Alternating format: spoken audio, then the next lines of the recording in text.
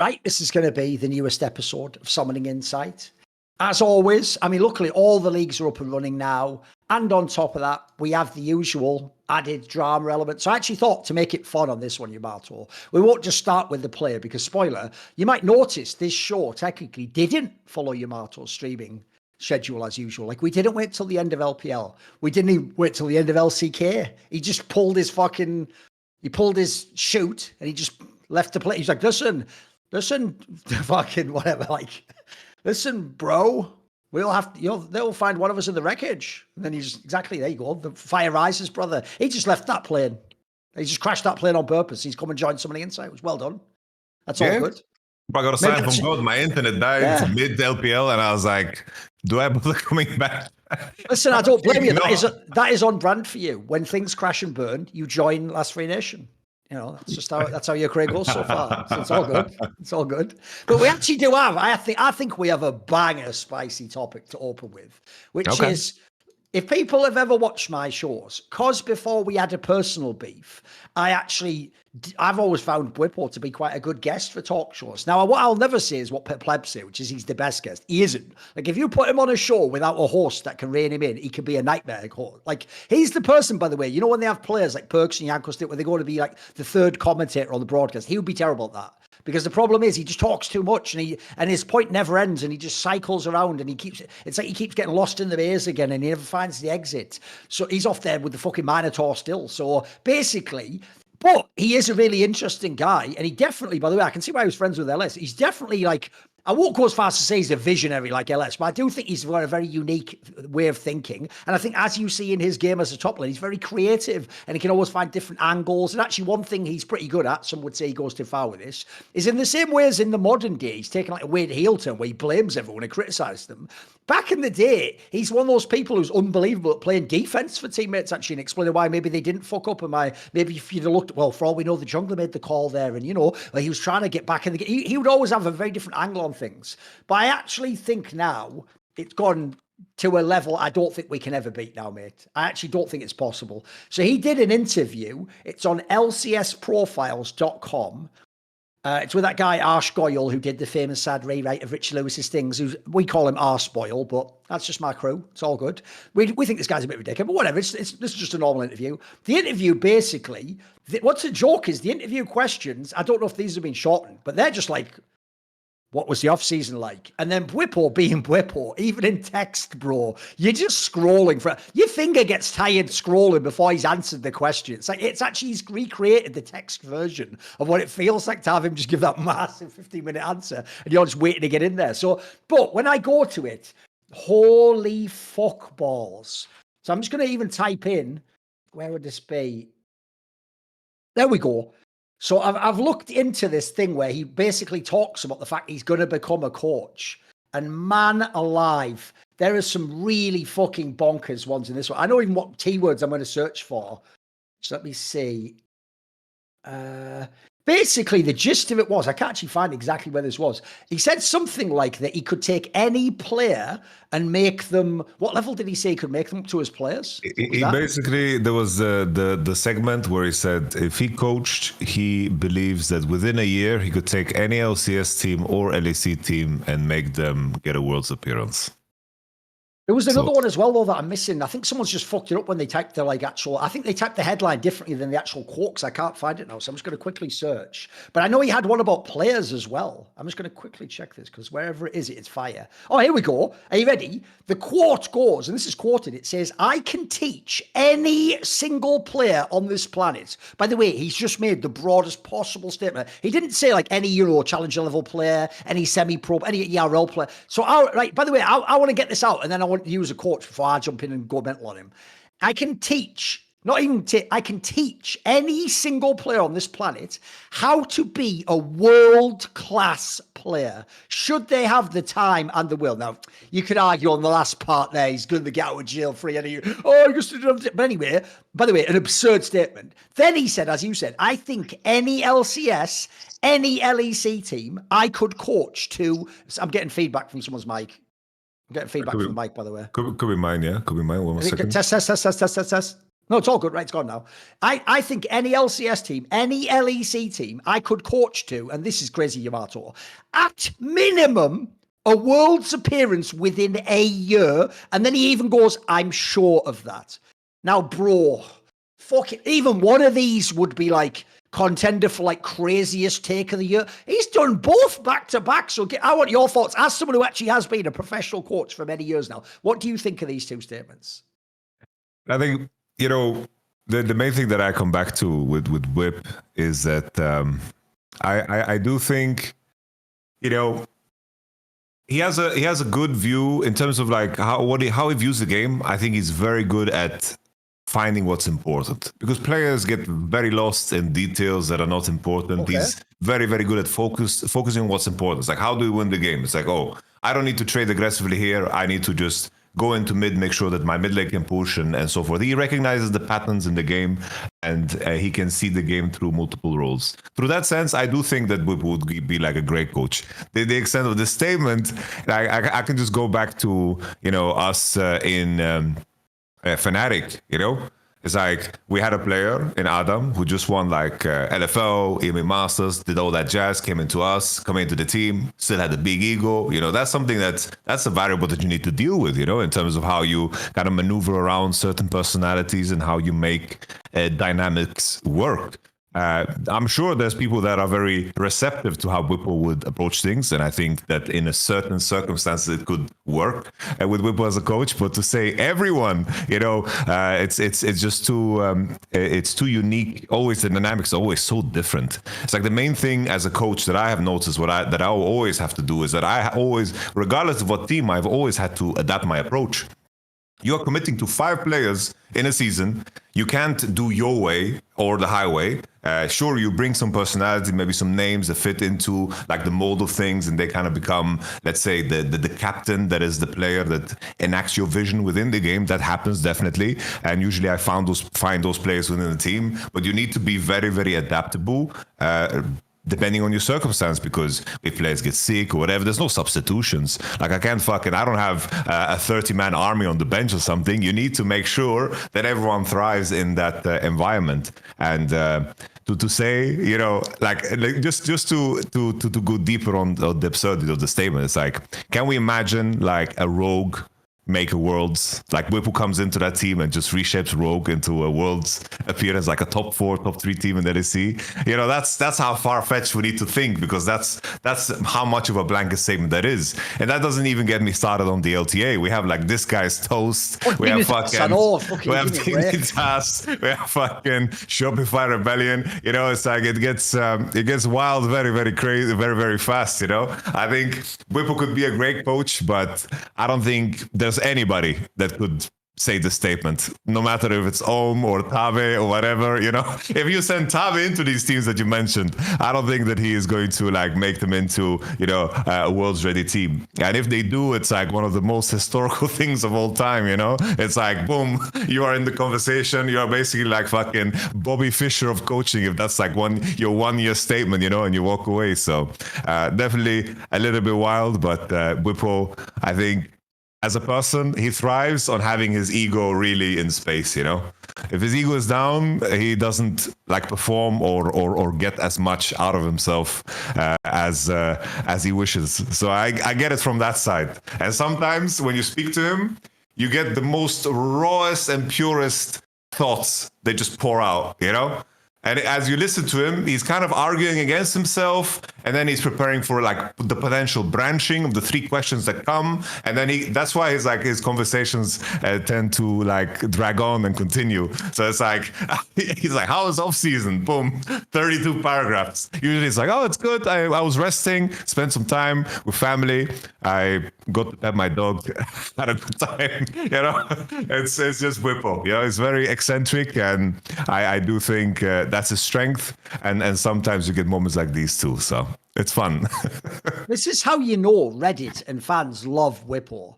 This should have been the most clowned-on interview paragraph in the history of esports. It is actually so absurd. I can tell you right now, I don't even need to know how Bwipo would coach. What he has just said is functionally impossible because he made it the largest possible breadth you could have, Yamato. Because think about the things he's implying. One thing people are going to miss is the two connect. In his brain, he can take any person who's alive right now and make them a world-class player. So connect the two together, Yamato. That means give him any 5 players. He'll make them all world-class. Then he'll get them to Worlds in the first year, right? There's 2 things he is implying that are mental there. One is he has essentially, he's not doing this intentionally, he hasn't thought this part through. He's basically just called out every other coach in the history of League of Legends as not as good as him.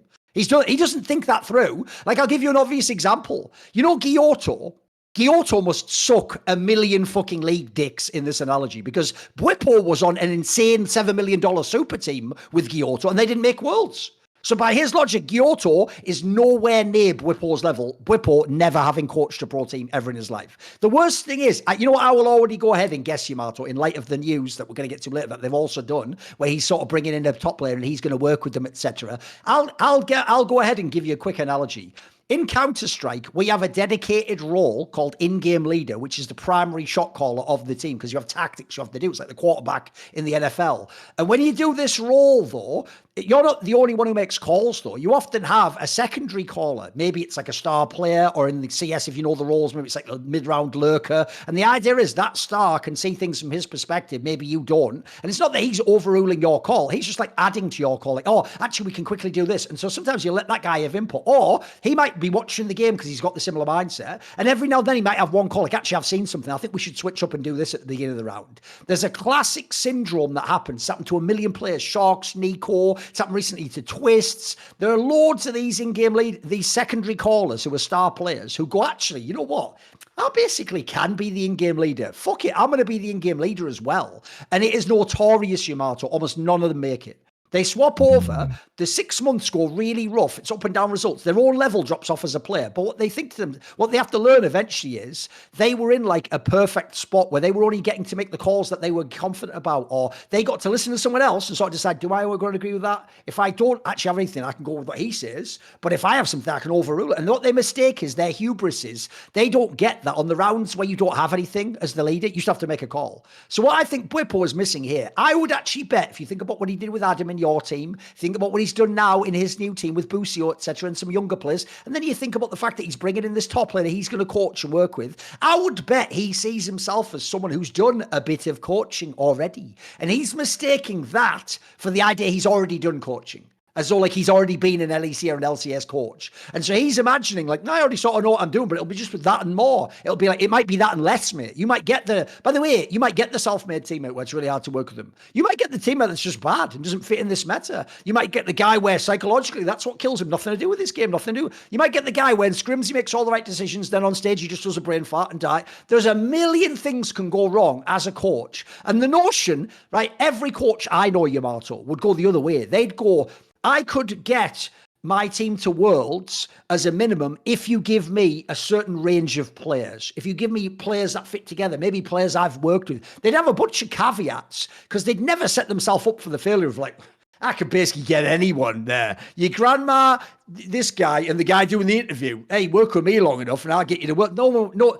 This is such a crazy statement. As I say, I actually think it's mega disrespectful because it's implying like he's the only super genius that exists in League of Legends. Everyone else is a moron. This is, by the way, this is actually quite close to some Nemesis thinking, where Nemesis will just call like every GM a fraud. It's like, they're all frauds, bro. Like, some of them are working with different budgets, you know, some of them are like min-maxing. Like, I think any blanket statement like that's usually pretty stupid. And then as I said as well, the dumbest part is actually technically that I can make any player world class. Like, that makes me think maybe he thinks world class is a very wide bracket. To me, world class means actually you're a top of player who could go to Worlds. And even then, there's players that go to Worlds that aren't that good when they get there, and maybe they're not world class. So I think already you've made that crazy. But then also, when he says at a minimum and that he's sure of it, how could you be sure of it? You have no fucking clue what you're talking about. And the minimum, that is pathetic. Because remember, there are times where there was 3 teams went to Worlds. Now there's like 4 sometimes, depending on what region you're from, if your team wins MSI and all that shit, right?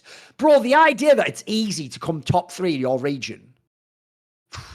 The joke is right now, Bwipo, If you ran back the FlyQuest roster that you were in now, that you were all bragging about from Worlds, the joke is even LTA, it's now there's competition for the fourth spot there. Like if you were fourth, you might not go. So it's just such a ludicrous comment because actually, if you're not a G2, it's actually a success to go to Worlds. That's actually the top end of the range. He's making that his minimum. That would be his baseline is to just go to Worlds. Bro, I almost wish they would make Grant his wish. I wish like fucking the genie Aladdin appeared, fucking that genie with Robin Williams appeared and just granted his wish. Because since he said any players, oh, here we go, I get to pick the players, Bwipo. I'll pick a bunch of players from the RLs and then, or Academy in NASL, and then they have to play, as we've just said, we're not giving you're not getting Cloud9, mate. No. By the way, and Cloud9 didn't make Worlds last year. What we're going to do is you're getting Dignitas. That's who they're playing for. Or they're playing for Lion Gaming. You know what I mean? Like, this is absurd. Or Disguised Toast or whatever. Like, I think it's mental, mate. And I think it just shows how much all of us like Bwipo, that we're even trying to find angles where this isn't stupid. Like, this would be laughed out the room by anyone else. And by the way, God forbid someone like Perks said something like this, mate. If he said this to submed, it would melt down. He would be clowned forever for this take. I actually think, for real, it might be the worst take I've ever heard in League of Legends esports. It's so absurd. It's so absurd. I was like on my end, you know, like I give him some peace because I know if we got to ask like one or two follow-up questions, I'm sure he would like clarify, you know. Right, like, so you think he'd be more reasonable if we pointed some of that out? Yeah. Like I think it's just like one of those moments. It's like he just says something off the cuff in an interview, and I think if he elaborated would be cool. On the topic of Gelotto, bro, I'm down to believe that Bwipo would be better than Gelotto because Gelotto's had a rough track record. If I'm gonna be honest, he had like the OG Schalke stint. I've never seen anything from Bwipo yet, though.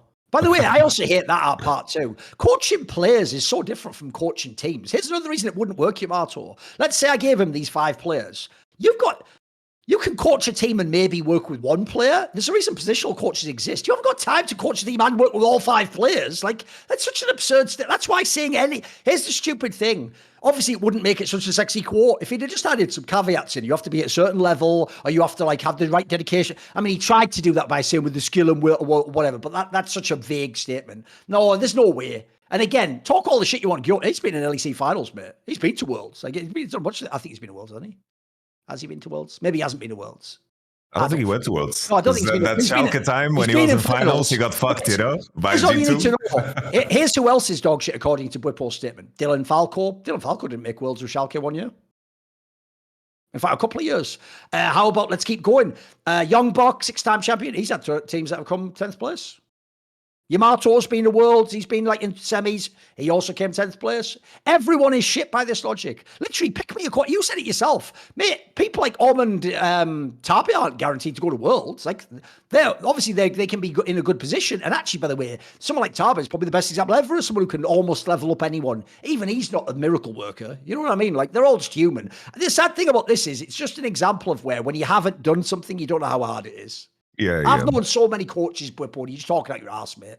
You are just talking out of your ass. A good example, right, is when Mithi jumped into coaching. It's like it's very natural, like in terms of being a player. He would be a good coach. It seemed like it, right, from what he did as a player. It's like in the beginning, it's like in terms of how he was as a player, how he pushed his teammates and so forth. His transition into coaching was very hard, and he mentioned it when he was on the sector. And he's like.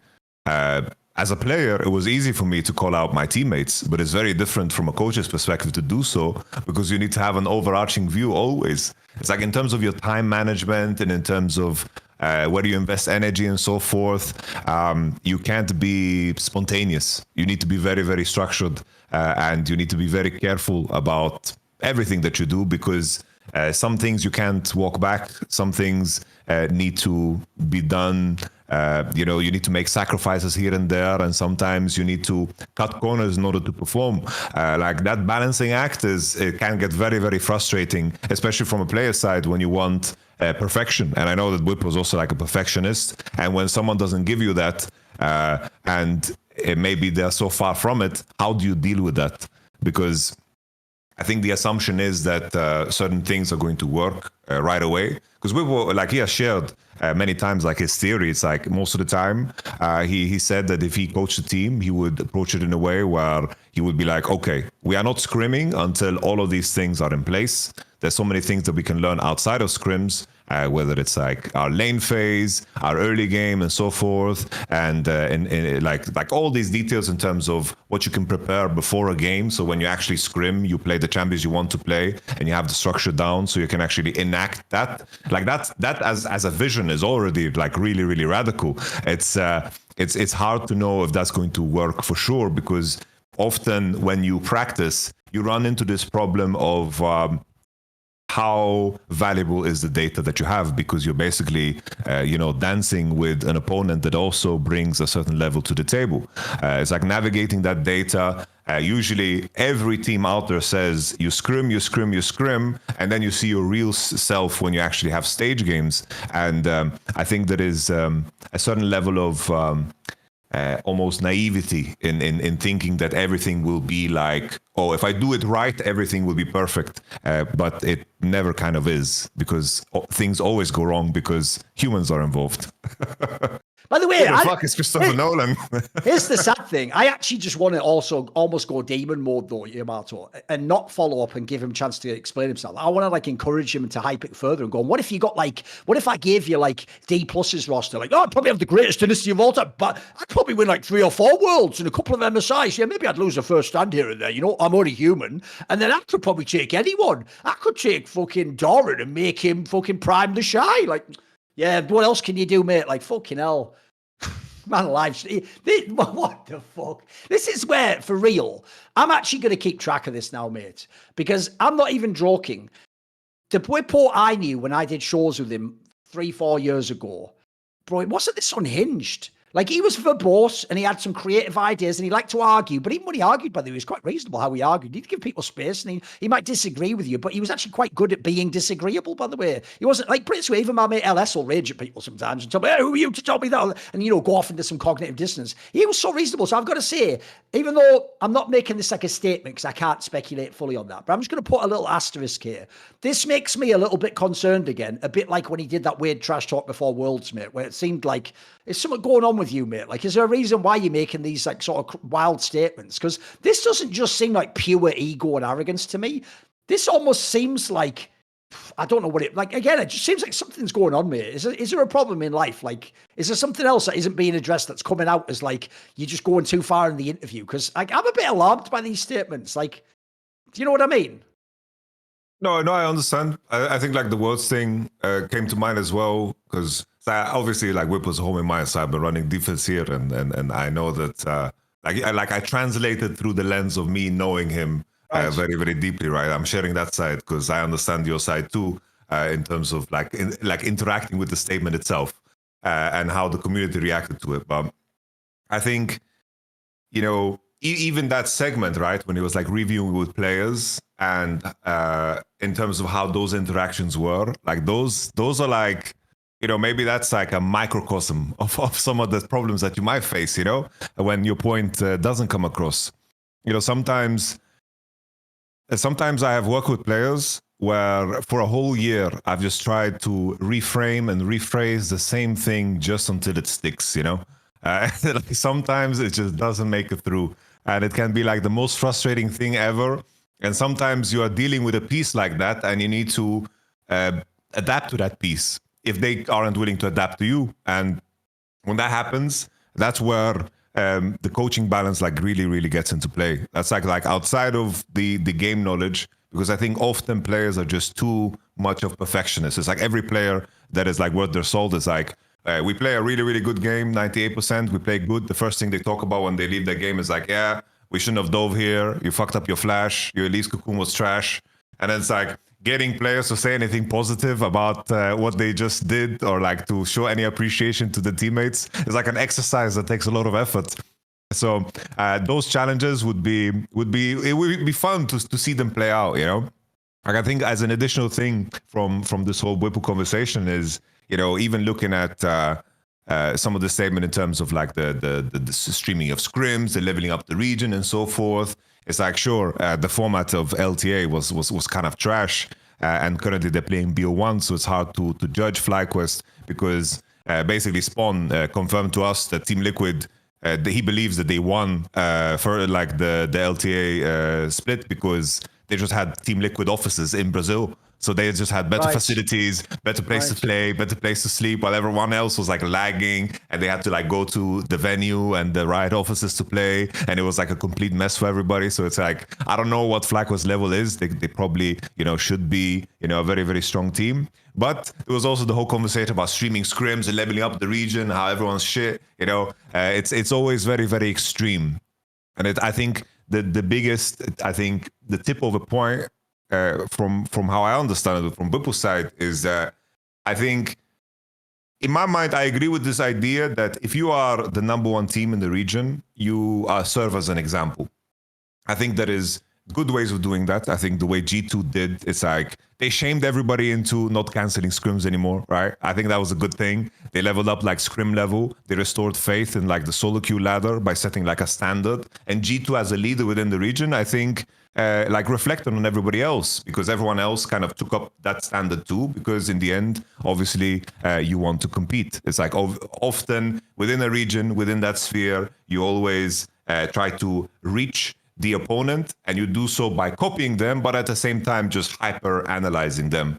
It happened to me when I was in Splice and we competed against G2 2016. We were kind of like a mirror version of them in a sense, with some different strengths and weaknesses, but this always happens. I think the moment Bwipo finally won the split, I think that responsibility of like being the leader in that region and being like the team that moves the region forward, I think that responsibility, maybe he took it a little bit too hard, upon himself, because suddenly it's like, oh, you won in LTA and now your responsibility is to save the West, and that's like a little bit too much, because sometimes just leading by example is like the only thing you can do. But he tried to like coach everyone at the same time, and he tried to also spread the love of how they do like their scrims and so forth to, of course, level up the region.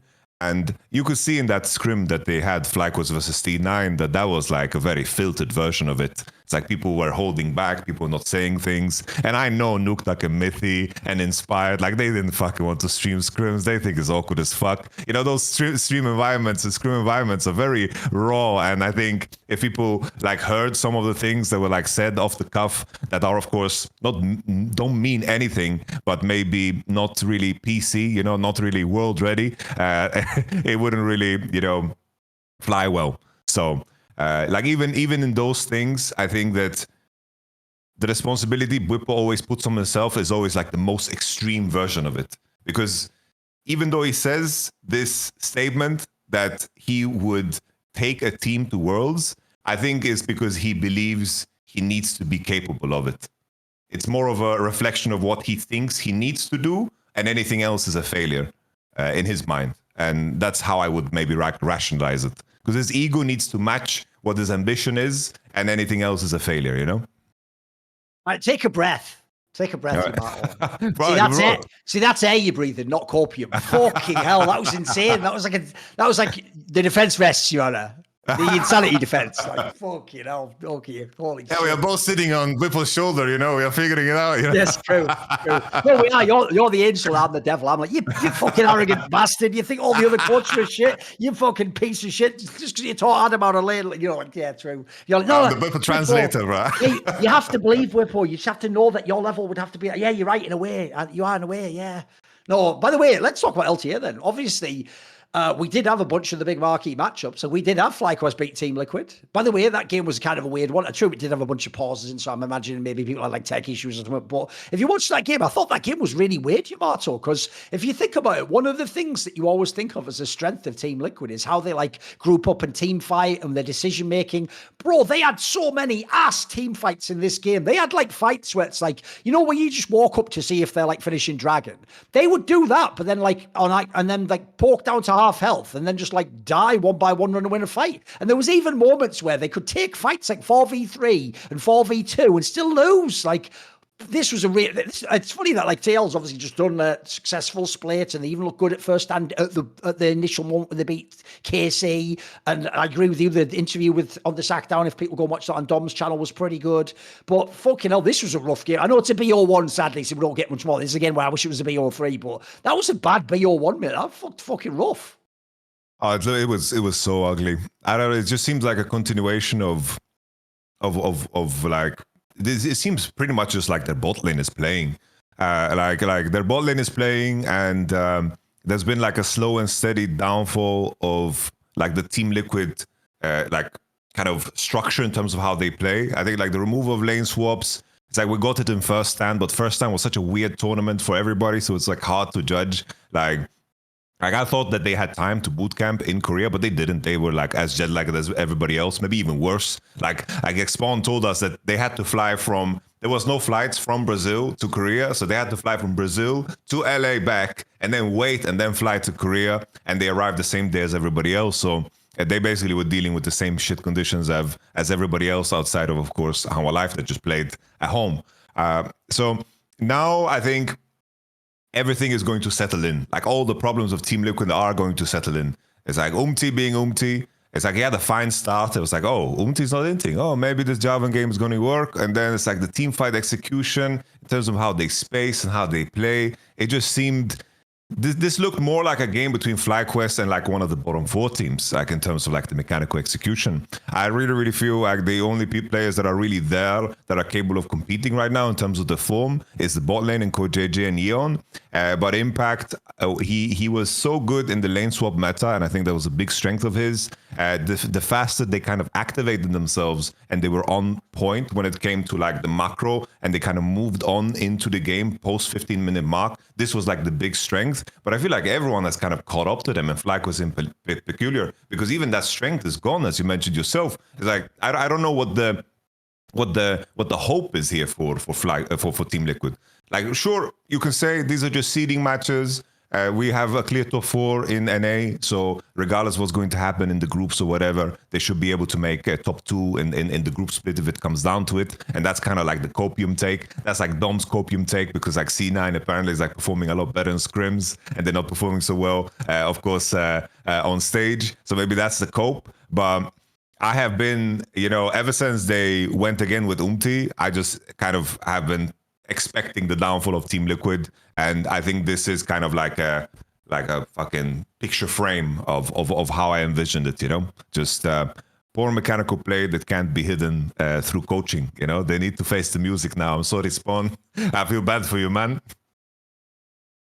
Speaking of which, the other marquee matchup obviously was Cloud9 against 100 Thieves, and this was a rough one too. Like, Cloud9 had some moments in this game where it's like, I don't even fucking know. And I have to say, for 100 Thieves, mate, the angle they've got is obvious. Their jungle mid is really fucking good, mate. Like, the Quid guy, he has some fucking demon moves himself. River, actually, you can see, he just has he can see the angles, mate. He kind of like can find the flanks, he can find the engages, the re-engage. These are two just very legit players. Like, I think these two players can be world-class, to use the Bwipo terminology. What do you think of this match?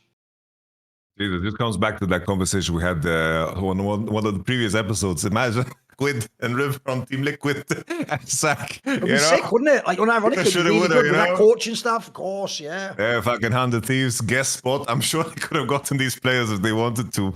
But for me, it's just 100 Thieves. I ever since they changed AD, like the whole last year, they just play without AD. I think they carried over like the biggest strength. I think that they are just extremely decisive, and I think that's where C9 are kind of losing out. I wasn't a big fan of the draft because in my mind, if you're playing like Ryze Lee Sin, I feel like it needs to lead into something. It's like, oh, you have prior through mid, you better have like some kind of lane matchups, the sack waves, so you can kind of accelerate the game somehow, because if you just kind of let the game breathe against the Vi and the Azir, they will outvalue as time moves on. I wasn't too familiar with like Riven Gwen, but if I see like a Riven OTP is locking in and playing Riven Ignite, I'm assuming that's a matchup that is like good for Riven.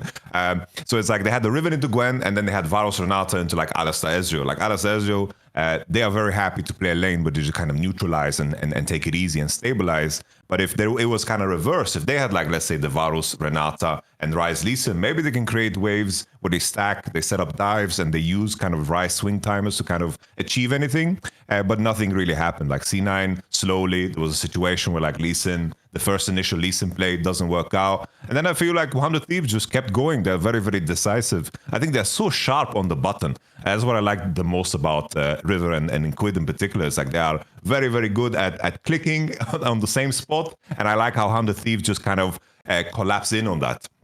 And for me, the biggest question about 100 Thieves is over time, will they develop in their macro gameplay? Because that's always the big question. It's like that final they played against Team Liquid. It was so sad to watch it because we kind of knew eventually 100 Thieves is going to do something dumb enough where Team Liquid are going to capitalize and take an objective. And as long as you kind of slow down, you're going to beat 100 Thieves. If 100 Thieves kind of break through to that, I do think that mechanically they're good enough to compete with everybody in this region. So I'm hoping to see, a progression there. The only thing is, though, I do have to ask something about the Cloud9 players, and it goes like this. Right. On the one hand, I know everyone. It's weird. I don't know if it's funny because I saw Cloud9 fans also kind of flame Joe and flame him when he came to Europe. But bro, you can tell they're all like some bitter ex now because they're hating on that Loki guy hard.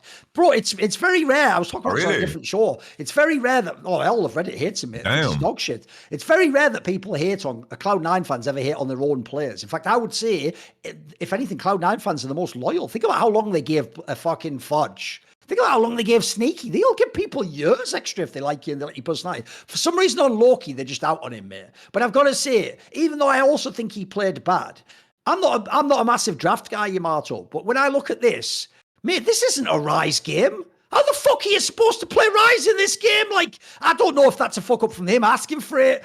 I don't know what he was supposed to. He did play badly as well. But what are you supposed to do here, mate? This looks like nightmare fuel, this game. Yeah. No, I'm with you. I'm willing to give him grace because once again, I have to say the format of the previous split was so fucking trash. True. And you traveling and you having like basically an international mid through. Like I give the C9 roster some grace. It's like I hear good things about what they're doing in practice and so forth.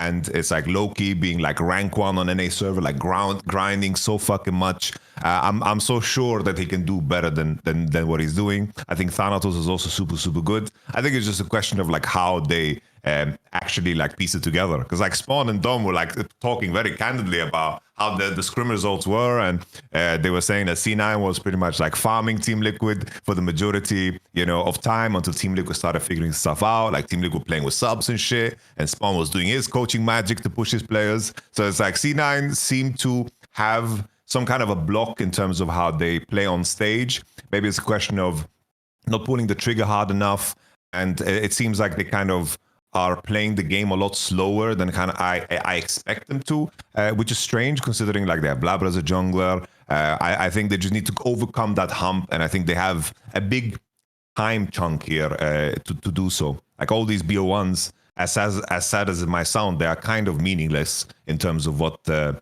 playoffs will be in the end, because we're going to have 2 groups. You're going to make top 2 most likely, and it should be fine. Like there's no combination. There's no world where a group is going to be like so stacked with all the 4 top teams, so to speak, that you're going to be screwed over. Because if you don't make top 2, it means that the other teams probably do so. So I think it should always be fine. Like the teams have some time to work with. There is another detail, because those are the big teams. I don't give a fuck about the other teams, and those were the matchups. But there is another detail about LTA to talk about, Yamato, which is this podcast has been around since the second ever season of the LCS. It began in 2014, I think in February or March, and we've had certain years off, etc. But it has run over that like time period.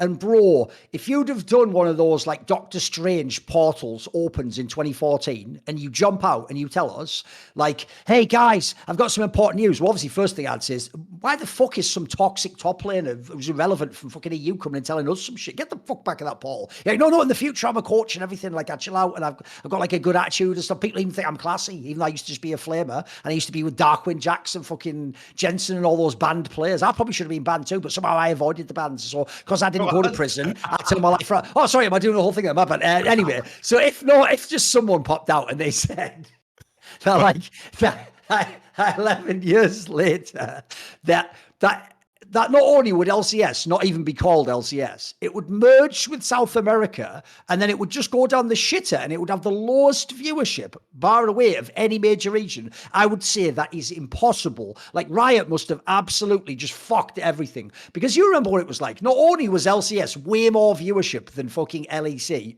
EU LCS at the time, but people won't get this. It was even giant compared to like Korea, etc. It was enormous. I mean, remember, this is also the era when those those were the biggest streamers in the world. Like Hotshot GG was huge, and fucking Double Lift and Bjergs. This was enormous, this league. It was so good. The edge they had in money and fans and viewership was fucking bonkers, right? If people don't know, here's the stat. LTA North peaked at 94k viewers. That is down from 192k in spring last year. And then summer even, where people say the number goes down, that was 145k. Bro, they've actually tanked the whole thing. Well, pick what you want. Is it the merger? Is it the format? I think Monty made a very good point on Twitter. This might sound silly, but I think he's right. Even just the rebrand has sort of made it so if your thing in your head is like, I'm an LCS fan, you don't think of this as LCS now. You think of it as a different competition. And in some ways, it's sort of like, for you, whew, I guess you know what? It's like the joke is, if you like watched The Walking Dead to the bitter end, The Walking Dead ended, so I don't need to watch the spin-offs. That's what it feels like. Bro, people are built. Even though, by the way, think of it, this is why it's a nightmare, Yamato, and I'm not cherry picking. This was the week with the two big matchups. These were the marquee matchups that could be your semis or your final, and the teams that are going to go to Worlds and MSI, and people don't give a fuck. People are not watching this league. It's crazy. I want some thoughts on you. What do you think of this, mate? It's fucking crazy. Even I'm supposed to be a hit. I would never expect this was possible. It's crazy. Like, for my theory about everything is two things. It's like the main thing for me is that in terms of what LCS has been, there has been no continuity at all.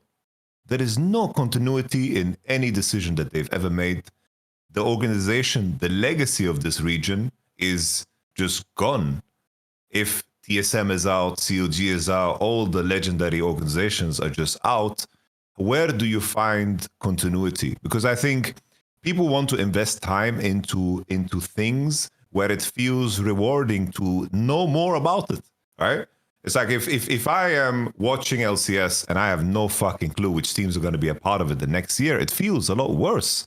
It's kind of like watching a TV show. It's like rewatching Game of Thrones. Fucking sucks. Because you know how it's gonna end. Right. It's like the first 5 seasons are amazing, but you know what's waiting at the end. Right. So you don't want to like keep watching. And somewhere along the line, I think that organizations in North America got deluded with this idea that they need to perform internationally. And I think that was the biggest fucking bait. Because as things got more serious, they distanced them. The distance from what actually made the personalities like like the momentum of the streaming and so forth, in terms of putting the personalities on the forefront and having that momentum. It was like always the conversations were like, oh, how do we perform at Worlds? How do we get better at Worlds? How do we make international competition do better? But that's such a small part of the year that in the grand scheme of things, it just didn't matter. So the organizations changed approach. The VC money came, and all they wanted to do was focusing on like making a winning team. And sure, in some degrees, that of course works, but you need to find a very, very clever way of marketing that. It's like G2 did a very good job of like marketing like their championship winning roster, it was always like in terms of the branding, the 2019 G2 or the 2016 G2, them being like the fucking gold chains and then being fucking cocky as shit, Like they always did a very good job of course, selling their players when they were at high. And that's a very difficult thing to do because there's many orgs that have won and then have done absolutely jack shit with it. That's very, very common.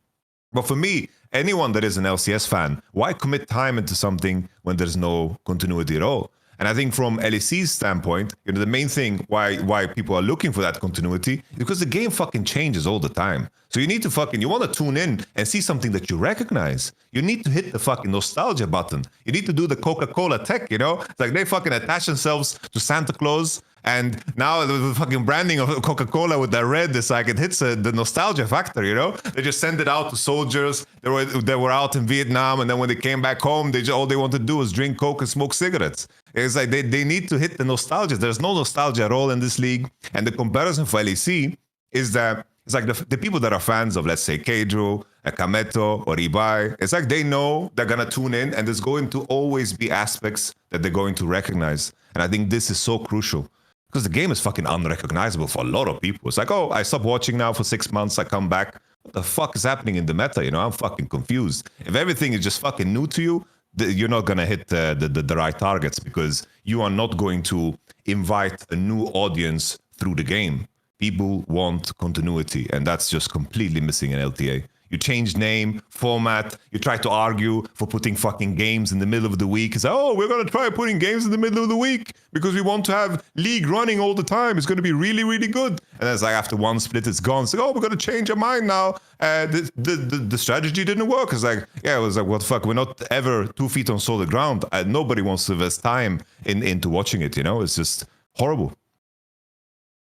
No, I was even going to say the example I think of when I think of the decisions they've made, there's no rhyme or reason. This is just like panic trying stuff. There's a concept, right? You might have heard of this before, where they've done experiments on pigeons, right? So birds. And what they would do is they would have it where, you know, you've heard the experiments where it's something like, you know, you press a button and then like a pellet of corn comes out or a bit of food. What they did is they showed that if you just randomize it, you just make it so that like you just throw a piece of corn randomly. What the pigeon will do with its brain is it will try to find a pattern as to why the corn came. So what it will do is, say when the corn came randomly, it had 1 foot up. It'll be like, oh, that's it. When 1 foot's up, the corn comes. It'll just start putting 1 foot up, 1 foot up.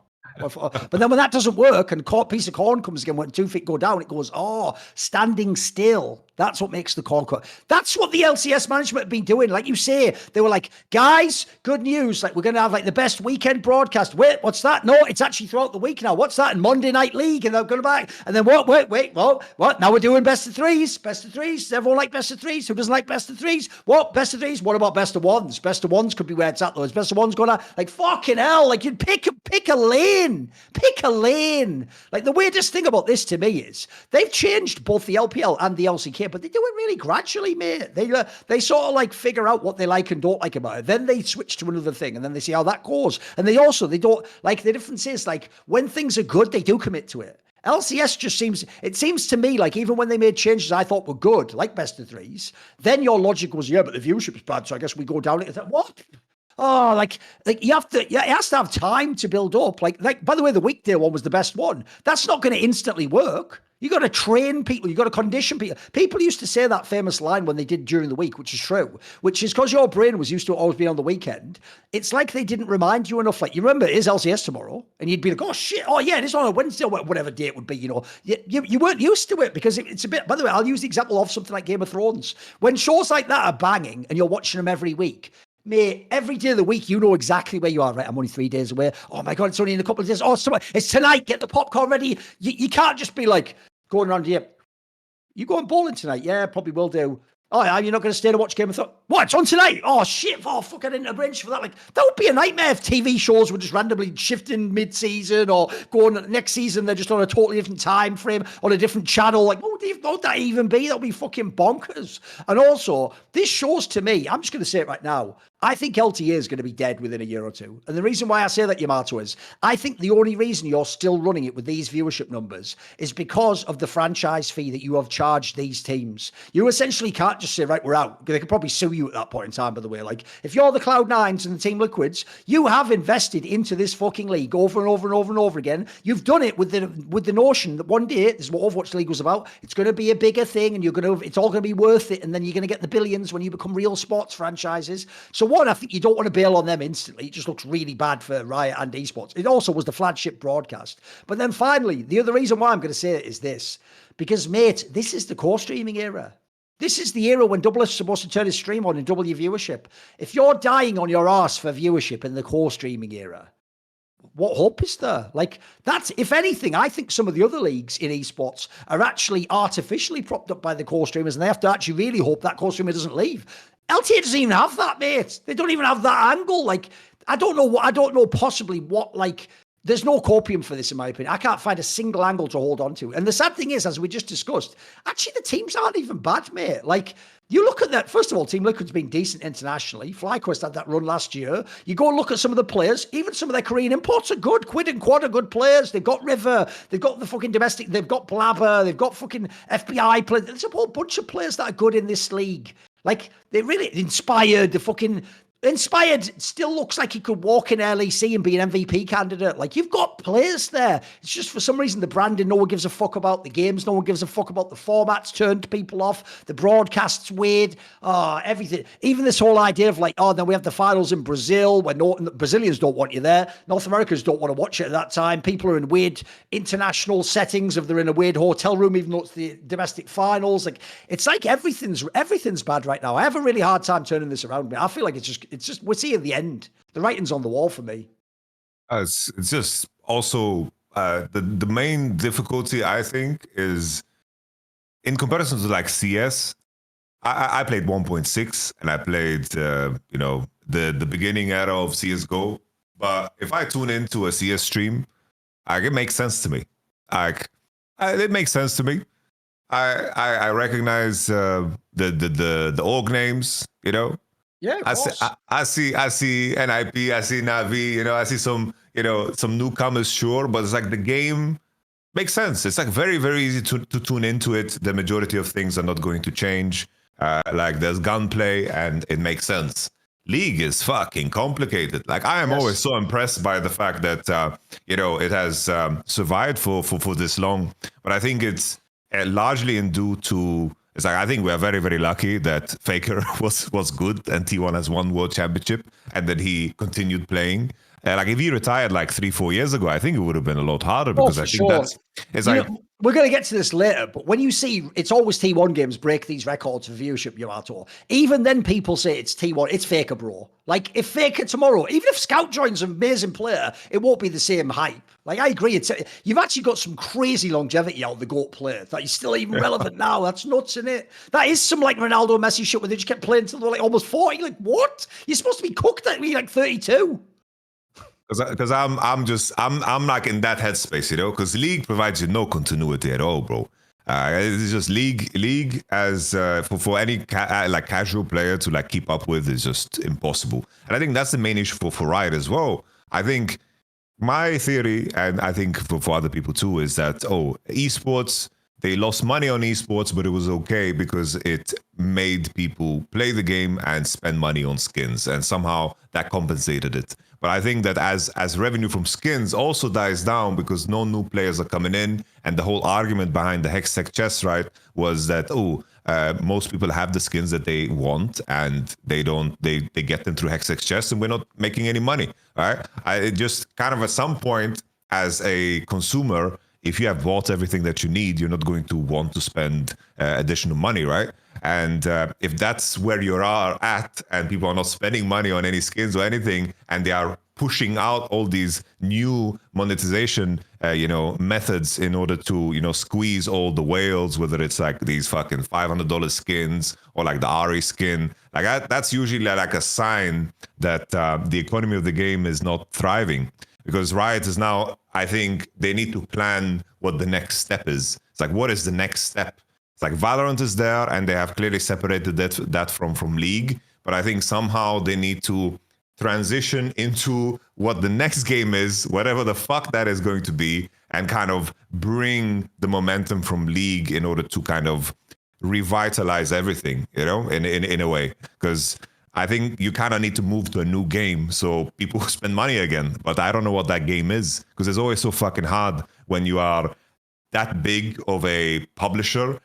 When you want to create a game of that size, it's impossible to keep up with what the trends are. It's like you're going to create a game 5-6 years down the line and you don't know what the fuck the technology is going to be. You're investing and pouring money into something. The Riot MMO, they've fucking redone it a couple of times and I don't know what's going to come out of that. It's like planning for that is like an impossibility, and usually like the biggest reason a lot of these big publishers fail. They stick to the concepts that they know and then they kind of die out because they just kind of become too big. So I'm just wondering what the next big jump will be, because the momentum is dying and they need to carry it over into something. Well, you know what, Yamato? I definitely don't even care to listen to LTA one day a week. I certainly wouldn't want to listen to them every day. But if I did listen to something every day, I'd use these. Do you have anything to say about that? Oh, I have a lot to say about them.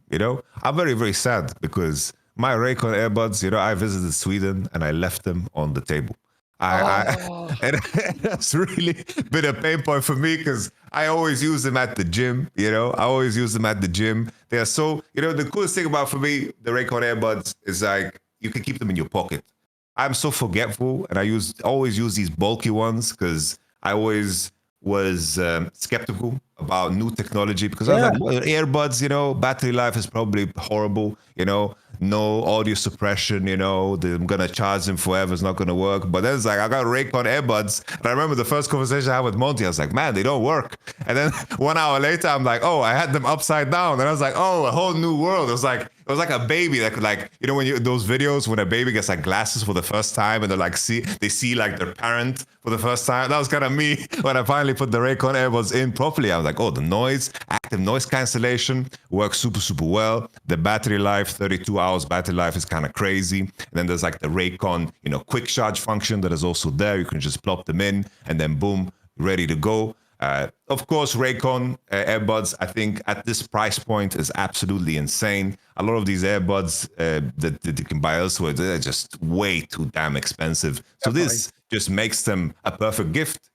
I think Mother's Day is coming up in some places. It's always different. I have to keep track of like 4 Mother's Day because there's one in Sweden, one in Poland, one in Germany. But if you need to buy a gift for somebody or even yourself, I think that the Raycon earbuds are a perfect, gift for those loved ones. And of course, you need to love yourself too. That's super, super important. And if for some reason you don't like them, you have a 30-day return guarantee. So just no questions asked. You can just return them if you don't like them. But I assure you, you will like them. I like them and I miss them every day. They're on my brother's table and he's using them and he's just like sending me pictures like, I'm using your earbuds. Like, fuck off, man. Nevertheless, go to buyraycon.com/elephant to get 20% off site-wide. Right now, Raycon is offering up to 20% site-wide when you go to buyraycon.com /elephant. That is BUYRAYCON.com/elephant. Thank you very much, Raycon, for sponsoring us and also keeping our ears, not crazy sweaty when we go to the gym because the earbuds are very, very light. Yeah, I like them. Absolutely. Right, let's swap up. I think let's go and let's get the LPL segment out of the way because there's a few topics to talk about in this one. First of all, I have to say, sadly, IG lovers in shambles. We're in a bad spot here, Martin. You notice how we're just flip-flopping every fucking week? Because here's the problem. Technically, there's 2 series. Like, first of all, they played BLG. By the way, BLG looked awesome. That was really, really good from them. Banger series. The problem is there was so much copium you could take from that series. Like, Rookie looked dope in game 1. There was some moments where you're like, you know what? There's still something in this team. The problem is the series after that, the Anyone's Legend one. Look, to be fair, they could have won game 2. That wasn't implausible. That was like they almost brought it back. But if you wanted IG to be a true elite LPL team and to mix it up, you have to win games at the end of the time. Like you can't really. There's actually a Jay-Z line that goes, "Moral victories are for something like minor league coaches." It's like the idea of like you can take like the good from the loss, but a loss is never a win. No matter how the best loss is never even better than the worst win. It isn't. Like you have to at the end of the day put win. Like I've just essentially said there, like they could have like won a game and been like yeah they didn't and they didn't win these series. And even actually when Rookie smurfed in the first game against BLG, they couldn't win the game. So and BLG themselves have their own flaws. Anyone's Legends hardly like all LPL players across the board. So I want to know where you're at on IG. Like, is this the moment where you bail? Are you scared? Are you nervous? Sweating? Bro, it's so painful. Like even that first series against FPX was just such a horrible watch because how they dart in and out of brilliancy and complete degeneracy. Like it just switches between like moments. It's just moments. It's like we're watching an LPL replay, like that final game between IG and AL. It's like, oh, there was a fight. It was very, very even. The replay cuts off, and then there's just a Cho'Gath walking, getting caught. Mako like in fucking middle of Narnia, just fucking getting comboed. And then this fight that I'm building up for in my mind, 5v5. I'm looking at the summoner spells. Items are there. Everything ready to go. We're going to have like this strategic battle. No strategic battle. It's always like JJ, Mako, the Shy pulling some fucked up shit. There's always something. It's just such a damn roller coaster. I'm with you though. I didn't like how Rookie played. I thought that Ari game was absolutely insane. I feel bad that he didn't win that. I think Billy especially Elk, needed to pull some crazy stunts on like his Ezreal. That was some of the craziest fucking Mandarin-speaking Ezreal I've ever seen, ever. In all of the Ezreal games I've ever watched, that was just a crazy performance. And the fact that he needed to push Bilibili to that point in order to make make them win, I think that was like a super good.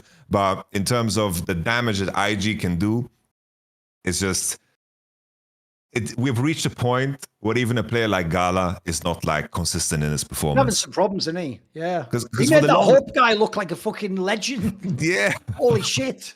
Because Gala for the longest time was like he was the man who set the bar. He had like a 95% performance, always, no matter how trash teammates RNG surrounded him with, or whatever support he played with. The whole meme was he has like this fucking sad face as if he's in pain, like in pain Harold or something. But now like he's kind of not even performing, is so inconsistent. I think in the BO1s, IG look good, but it's always like the BO1s, they play in isolation in the group. What can we take away from it? Because they only have the matchups. But now I think in terms of where I project IG to be, I just can't ever believe that against the top half, like basically the Anyone's Legend or the Bilibili or the top esports or even Weibo, I can't see a world where they can win 3 games in a BO5 when we come down to it later down the line. That just seems so hard for me to imagine, because even at a point where they play one good game, the fear will always linger there.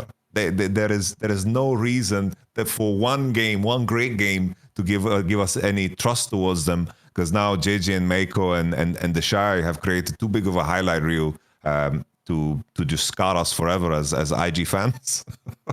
I mean, the trouble is, after how they did in the placements against JDG, it gave you the sense, that's why I wasn't even worried about the BLG one. I was like, you can get the copium there. Like, maybe BLG is just going to fuck around to be the best. By the way, we'll get to this later, but they're still the team everyone hopes gets their shit together and is the number 1 team from LPL, etc. So it's fine. But the problem is this Anyone's Legend series. Look, I agree. The FPX series was a bit scoffed. The Anyone's Legend series was the decider, though. If they'd have done really well in that, or they'd have actually had like one really dominant game, then you could ride on that. But at the moment, I agree. The problem is too many people in the team aren't playing up to their par. Even when Rookie has a good game, somehow he inexplicably does have people shit in the bed. That's when the Shy has a dog shit game or something like that. It's looking a bit rough.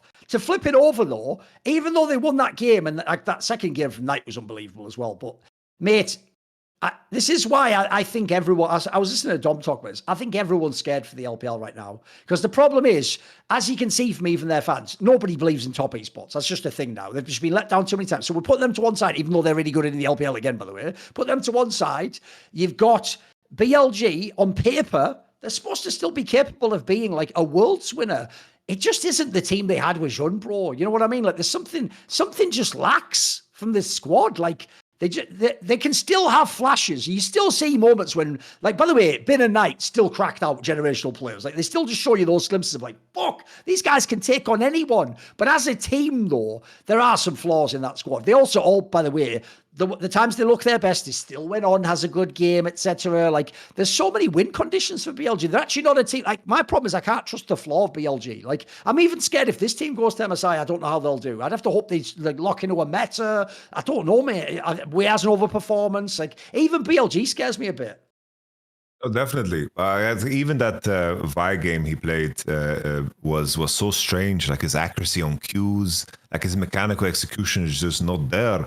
It's kind of like a microcosm of like an Umti case here, It's like obviously at a way higher level with the players involved, but Wei, it just doesn't seem like he belongs, which is weird because it's like Wei when he came in was good. He was solid. Like they added that layer of macro and stability that they were lacking, that obviously after they got punched in the mouth by GenG in that like MSI final, they needed to adjust their playstyle because Shun was just bringing that, just ruining that a little bit too much together with On. But then, of course, everything shifted to a grub-heavy, early game-centered meta at Worlds, and then they pivoted. And now we're back to, like, standard lanes and where Bilibili, like that Bilibili at MSI that we saw against GenG would thrive. And they are missing that jungler that would be able to play in that level of aggression. That guy being gone just seems to hurt them so much.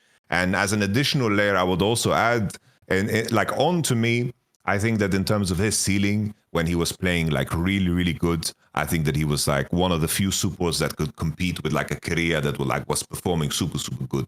But it seems almost as if on post Worlds, he just seems to be so damn scarred.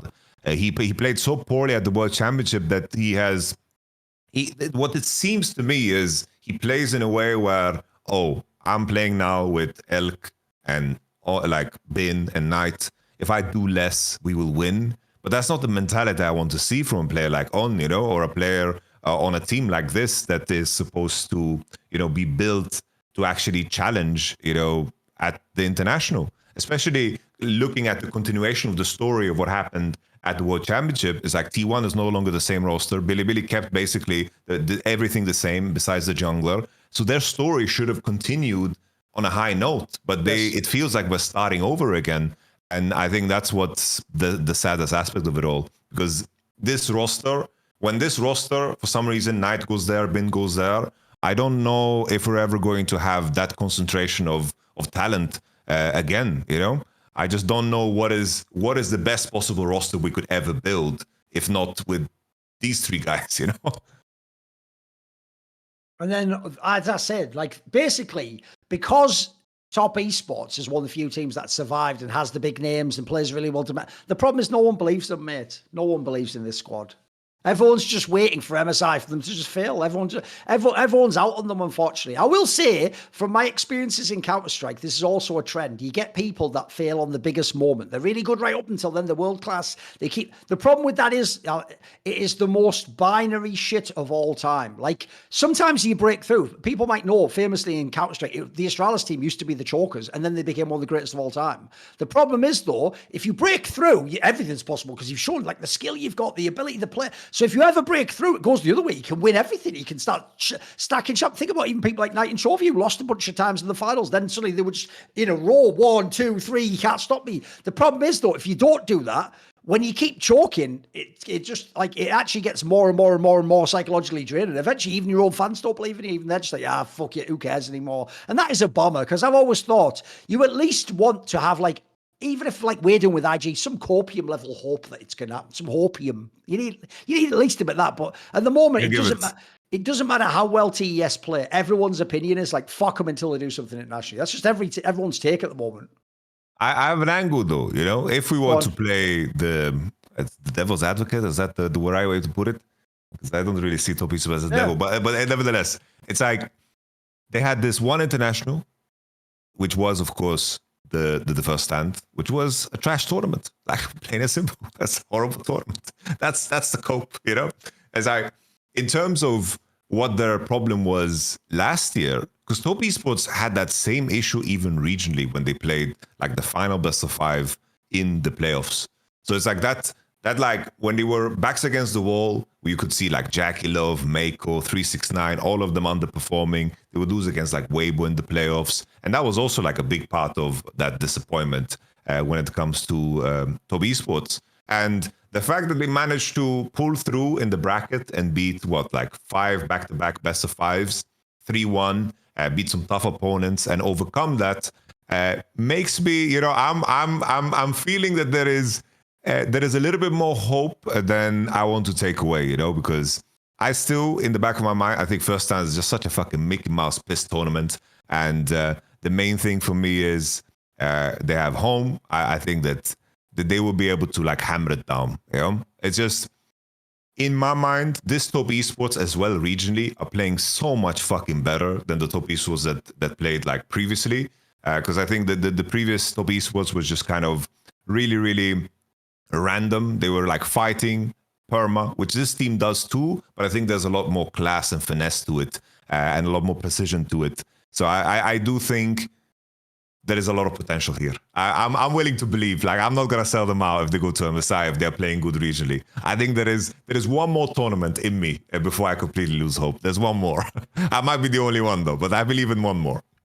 Here's the thing, I won't totally bail, because as I say, I have had the experience that sometimes the teams break through and then everything is possible. And suddenly, like, you actually realize that here's the real problem. What I'm not going to do is what people might do. People do this thing where they think choker equals bad player. No. Some of the best players, like Peanut is one of the greatest junglers to ever play League of Legends. But he clearly does have some sort of international choking issue. Like that has been something in his career. So, and even despite that, he's got 2 international titles. He's got an MSI, he's got a first stand. Like he's still fucked around and done stuff. So it's not that these are bad players and that makes them inferior. Like the joke is, even though this time around Knight played really well at Worlds, Knight has been a better player than Faker for years now. But at Worlds, he hasn't always played better, or he hasn't played clutch in the big moments. But that's different from being the best player. It's actually the one thing when people go the other way on T1, I despise. This stupid analogy that for both Faker and Guma, domestic splits don't count. It's only Worlds that counts. No, that's not it. There's a great quote I've always loved. It's the one by Aristotle that goes, excellence is a habit, basically. It's the idea that you have to like consistently do it to be excellent. That is not what those players are doing. Yeah, they won at the biggest tournament ever, but like the true greatest teams of all time are excellent month to month to month, mate. Like that's the reason why other people are putting the JDGs of the world in that mix, the G2 2019s, like even some of the SKT teams. They were great in 3-4 out of the 5 tournaments each year. It wasn't just one. And even the biggest one, that's not it. Like, spoiler, I don't know what people would say in Dota 2, but the OG teams that just won TI, that wouldn't be the greatest team of all time for me. It'd be one of the teams that dominated the regular season and then also did great at TI or won TI or something like that. So I think that's the problem. I do think people hate on them too much. I'm with you. If somehow they pull it out at MSI, then I'll be a mark like everyone for Worlds. I'll be right back in. They'll pull me right back in. Right. What about let me Where else we go? Don't make me talk about Nirvana Group, bro. Because I watch those games. I don't want to even imagine them in my mind. I think that can be enough for LPL. Here's the thing, every week it doesn't have to be 4-hour episode, guys. We just give you those when we can. Let's talk about some LCK. Obviously, that's been a banger. Like, remember, we had the most viewed game ever, or whatever it was, in the meantime. We had the T1 against GenG game. By the way, even though they're using, obviously, Gumayushi, not Smash, absolutely, there's a world where T1 could have won this game. Now, look, I will then say, the way Guma played in game 2 and game 3, I do wonder if they could have won with Smash. By the way, I even wonder something people don't even think about, which is, bro, imagine if we could have had all of this. Imagine if they had signed Zeus, and then they'd been able to use Smash. Bro, that could have been some like BLG type super team roster. Like everyone could just fucking kill it. That would have been, Faker wouldn't even need to have hands in that team. You know what I mean? Just find your flanks, homie. Just play the mage. Let the other guys cook. Because I do think the problem they have, I saw Dom make this point, but he's so on point with it, is what is weird is Gumayushi made sense when you had Zeus, because Zeus is a mega like hands top laner who can play everything and is versatile. But if you actually were going to have Thorin, Smash makes more sense because Smash is the hard carry type ADC. Whereas for me, Gumayushi, I noticed this big discussion on Reddit where like Nemesis, another take of his, is like that the whole time the ZOFGK lineup existed, it was actually Gumayushi was the most consistent player. One, I don't know what you're saying there, homie. He's the fucking ADC. They play like 3 champions. Well, so you weren't the best, Nemesis. You were just the most consistent over the years. That's like telling me the fucking central midfielder's the most consistent in football. That's the position. So I don't even know what point he's making there. Like, I don't get that one myself at all. I think that's just a weird angle. To me, Gumayushi had like some worlds he did pretty well at. He had some splits he was actually like borderline underwhelming and bad in my opinion. And I notice everyone talks about Gumayushi. They never fucking say the word carrier. They talk like it's a one-on-one lane. He is playing with what I think might be the GOAT support player, like a truly generational, giga, insane talent. And then his games are shot called by the fucking GOAT. Are you kidding me? And then we were even agreeing the best player in the world was in his top lane. Like, bruh, what more do you need? So I don't get the whole Gumi thing. So I have to say, this series was a great series, by the way. Everyone should go watch the series. Ideally, you don't get any spoilers. It's a fucking banger. It is epic. It also even has like a fucking awesome narrative moment where like Chovy carries that fight and it's like, holy fuck, it's Faker's anniversary, but Chovy's blown out the candles. I just made that up, mate, but that could have been straight fire cast right there. Let's someone use that. Put that in your little black book and bring that one back. That could have been something there, you know. But no, it was fucking sick. It was actually straight fire. So what did you think of this series? Some thoughts on some of the player angles and stuff? Come on, give me something. You know, I think what's so insane about T1 is this is my theory, right? It's like they signed Mata as a coach, and somehow it's like the biggest weakness I've always felt with T1 was that their jungle support synergy was never there. They could never keep up with Delight or Peanut. It was always Korea either played to be 2 lanes with Gumayushi, and he played like range support, pressure through mid, force people to come to him, or he played like Bard, he played Rakan, Pyke to just cheat the game completely and put vision down. But now, Korea's playing like melee supports. Owner and Korea are taking over the map together, and it's so fucking scary because at least that kept the conversation of Korea like grounded. It's like, oh, he does all of these things really great, but this is his weakness. This is his one weakness. That was like, okay, that makes him human, you know? Melee supports, Leona, Poppy, Braum, those were the games that looked rough at Worlds, right? Like last year, it's like, oh, when played Braum, they couldn't piece it together. They played Braum, Kindred, they never had that synergy. But here, Zinzao, Alice are taking over the map, finding angles, actually creating scenarios where Doran and Faker are allowed to like breathe on side without like being forced to, of course, cheat waves over and over again. So that to me is like already like fucking immense. So immense. Their first game obviously is like Gumayushi. You know, the strangest thing about this whole conversation, right? It's like, I don't understand why people reference the past. I don't see how it's fucking relevant at all. So he's the fucking 2 world champ. It's like he should be allowed to play. It's like it's completely fucking irrelevant first. One of those is a year and a half ago, bro. Yeah, it's like it's not relevant. It's like as if I fucking, quote Messi stats from 2012, you know? Some people were even referencing the fucking DRX final. The one from like 2022. Like, bro, how long ago is that? What are we talking about? That was good when Vethio was good. It's like catch us straight there, Vethio. It's all good, mate.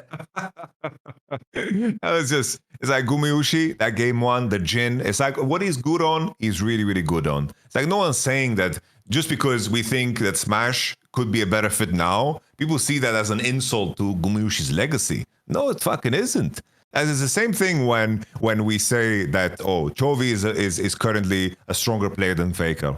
Oh, so what? Chovy has a better career than him. He has a bigger dick than him. His father is taller than his father. Like what are we talking about? Like, we're talking about in this moment, in this framing, you know? Like, come on. I mean, comparing in this moment, and all of a sudden it's like an insult. It's just like we're spitting on his whole fucking bloodline for some reason because we're talking about the current state of the affair. But that game 1, his Jin gameplay was super, super good. And then all of a sudden that game 2, it's some analysis is very, very surface level, but in some cases there's so much truth to it. And when it comes to what Gumayushi plays, the main thing that stands out always is like the Varus, the Kalista, the Caitlyn, the Jin and so forth. In that game 2, he played Corki, and my man fucking ran it down. My man ran it down. That W in was crazy. It was absolutely nuts. Him and Fik are some of the worst W's I've seen in years, mate. Between the two of them over the last year. Remember that was the one that was making it back his head off the wall? Fucking. It was. It's like it's just if it's so damn fucking obvious, right? It's like there's a clear flaw there, and if you go into that game 3 and you know that the enemy is going to ban your ADs, like if there was no fucking public pressure and the coaches couldn't enact their strategy to fucking bring in Smash in that game 3, could have been very interesting. Because in terms of what the pool, it was so pinched there with the Kalista, Varus, Ashe, and all the ADs that were played previously, it was very obvious that, the next AD in line would only be Caitlyn. And if you can't set up that Cait for success in that draft, then it's going to be, very, very tricky for you to play. And I think in a world where T1 was only focused on the performance, they would be a lot more flexible, but it just seems to be so much tension in what they want to achieve. And I think that game 3 is also highlights the biggest weakness of Doran, because when Doran needs to perform at a 10, he never will. He will always give you an 8. Yes. Always give you an 8. And sometimes that can be fantastic. You have a player, your top laner gets completely cannibalized by the enemy. They're trying to dive him and pressure him. Doran's going to always perform at a solid 8. And that's like some players, for some players, that's a massive strength. But that's a game where you hope that your top laner can perform at a 10, that he can pull out like a carry performance with the lead that he had. If Zeus or Bin or players like these, those are the moments where you need someone to push through. And the same thing from the AD side. If you have someone with the characteristics like Doran, you wish that your AD can be able to, pick something that is designed to actually scale into the game, and of course, eventually decimate. So I think this series was so fucking cool narrative-wise in terms of the beauty, in terms of how it played out. But I think it also showcased, the strengths and weaknesses of both T1 and GenG in a very, very good way, because everyone was really, really forced to push. On the GenG side, just to follow up, I think it was a very great sign that Duro was capable of just locking Blitzcrank and actually fucking performing. Like, that's such a big, it's night and day if he plays well. Mate, if he plays well, they could be the best team in the world. Looks like it, right? For sure. And Chovy as well just kicked it up into gear, like in that Victor game. He really, really kicked up into gear. I think you can say the same in that, like if I just look at Chovy's game one, like that Azir game was crazy in terms of how many fucking ints he had. It was kind of like, what the fuck? He's getting caught left and right. Like, what's happening with Chovy? But in terms of them being able to like snap it back on, I think a Canyon is performing super good again. Chovy has it in him. It's like when everything falls into place with these guys, like they are fucking dangerous. And when Duro is performing on Blitz, I think they're just ready to go, good to go. I was happy to see that GenG like had it in him. But that's the painful part why LCK, bro, is like we don't get these matchups for fucking forever. So we just have to sit and twiddle our thumbs. What do you think about the series? I thought it was actually an amazing series. Like, it actually deserved to be a mega viewed one. As I say, like the ending goes absolutely down to the wire. Both teams leave that game going, we could have won. We should have won. That's the other thing. We should have won. It was one of those ones where that last fight is like, it's like the old Hotshot GG meme of like, lol, calculated. It's like, no one calculates that shit, mate. You're all just pressing fucking buttons and praying. Like, you know what I mean? You just fucking swing it away and hoping you catch the guy on the button and knock him out. Like, it was bonkers. But it was also a fitting end to an epic fucking series. And by the way, that still gives me some hope for T1 if they can play like that with Gumayushi still. I'm with you, though. To me, the obvious answer is in the middle, isn't it? Just use both at the right time. By the way, it would even then eventually give them actually both a chance to compete and show who is better and who should play. Like, by the way, this is even where for Guma, it doesn't have to be one or other for him. He has met his way to, I actually think he did have an excellent last Worlds. I thought he played really above the rim most of the time. I actually thought the floor of his game was way better than it has been in past seasons. He hit the meta really well. So you can wait for the time where you can use his experience and the fact he's worked with all the others and synergized and all that. Or you can have Smash come in and just dominate a game, but you don't have to have him the whole time. Like maybe, I don't know, maybe Smash wouldn't do well internationally. Who knows? Wouldn't it be a massive advantage to have both? But why, at the moment, it feels like for some PR or political reason, we have to have one.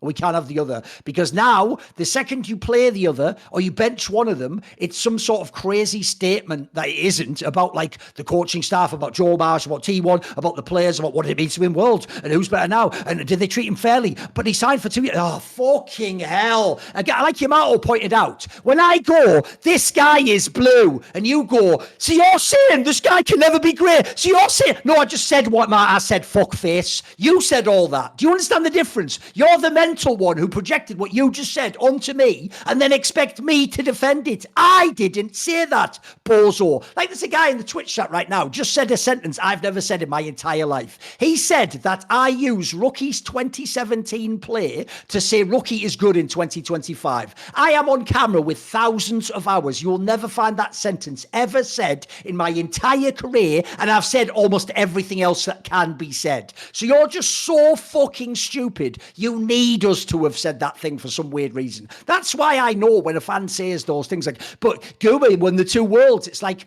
what? Your brain is struggling to find a reason that's actually irrelevant as to why he should play today. Your problem is that, look, I don't get it. I get what you're doing. I said this to Dom, because Dom has this problem where people make up statements he's never said. They said, by the way, they mistook Dom for me and you. I don't know if you saw this, Yamato. They said that Dom claimed this IG would be top 2 this split. Dom did a preseason ranking where I don't think he even had him top 6, bro. He is the ultimate IG. He did a video explaining why the Shy is a fraud and is cooked and will never be good again. That is real. Like, Dom in no sense thinks IG. So what that is, I said it to Dom, when you've got a supply and demand scenario where the demand exceeds the supply, people are going to find a way to make up for that. They're going to forge goods, you know, in China where they like make fake eggs and shit like that. Like they're going to make some fake shit and pass that off as the supply to meet the demand. So people at this point in time are just making shit up to get mad about because they're mad about something else. What they're mad about if you're a Guma fan is this.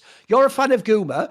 Already Zeus has gone anyway, so it's a bomber because T1's probably not going to win Worlds. But at least I can watch Guma play. No, you can't. And not only that, you were a fan probably of Guma and Kerrier's combo, right? Now you don't get to see that. Now it's Kerrier playing with this Smash guy. Then on top of it, the Smash guys played well, so everyone's almost hyping it. And you know this if you're a Guma fan. If you went off the fan hype for Smash and how he played, then eventually Guma's not going to get to come back. He's going to be on the bench or sold somewhere else, and then that's going to suck for you. So I understand why you're angry, but it doesn't make any sense for, you know, that meme, Yamato, where it's like fucking this thought bubbles, like, you know, oh, you're a lovely person, I really respect you, like, you know, it's been fun to hang out with you, and then the speech bubble's just saying something like, lol, you're just saying some weird, completely irrelevant shit. That's what they're doing. The thing that comes out of their mouth, but you said Rookie in 2017. What you mean is Rookie isn't that good now, and I think you overrate him. But you can't just say that for some reason. You have to formulate it like an actual fucking dunce, and then blur. You have to come into the room, basically, and instead of just saying, I disagree with what you're doing, you have to just squat over our dinner and spew diarrhea all over our soup. Like, oh, I think I'm finished with this, actually. Push the Borscht away. I think I'm finished with this now. That ain't for me anymore. You know what? I think I'm leaving this restaurant, actually. This is fucking garbage. So, no, and the sad thing about this is, I still think if you watch that series, like this week's going to be the one that I'll tell you, Yamato, because tomorrow they play KT, and KT's not good, but KT has their own. It's because KT in history, when they used to be good, was denied so many times by T1. The last few years, they have actually sold their souls. It's like they took the cursed monkey paw, and all they wished for is, I just want to beat T1. There you go. All you do now is beat T1. You're not good. You'll never do anything. You'll never fight. All you do is beat T1 now. So first of all, they have the T1 one, right? That's what you assume they get through that. They should win that one. Then they have to play Hanwha Life with the Zeus matchup again, with fucking Viper coming in there. Like, who are you playing? Who are you playing? If you lose these two series, there are going to be so many fucking trucks in Seoul. You would think Canadians were protesting something to do with COVID. Not a bad joke. It's a bit of a reach, that one. You know, a couple of years ago. Boy, you get the point. You get the point on that one. Yeah. But this week's a big one for T1 because I still think T1's shown signs to me. They could be like a top 5 team in the world. Like, it's not implausible. They can be good, but I need to believe, like the IG one, I need to believe in the GenG one that they are that close to it. Because I think GenG's shown them the best team, mate. I think they look at the best team in the world right now. If you had MSI tomorrow, I'd pick them to win. And with you, even Duro's having like lifetime games, but he's having them back to back. Like he's shown like a few of these. So, but I'm not out on T1, but this week's going to be the test right now, mate. This week is the one where you better get it done. Meanwhile, for GenG, at the end of the week, you play D+. If you win that game, why aren't you the best team in the world? Like, who has the chance? You've just done it all already. You beat Hanwha Life, you beat T1, you beat D+. Those are the best teams in Korea.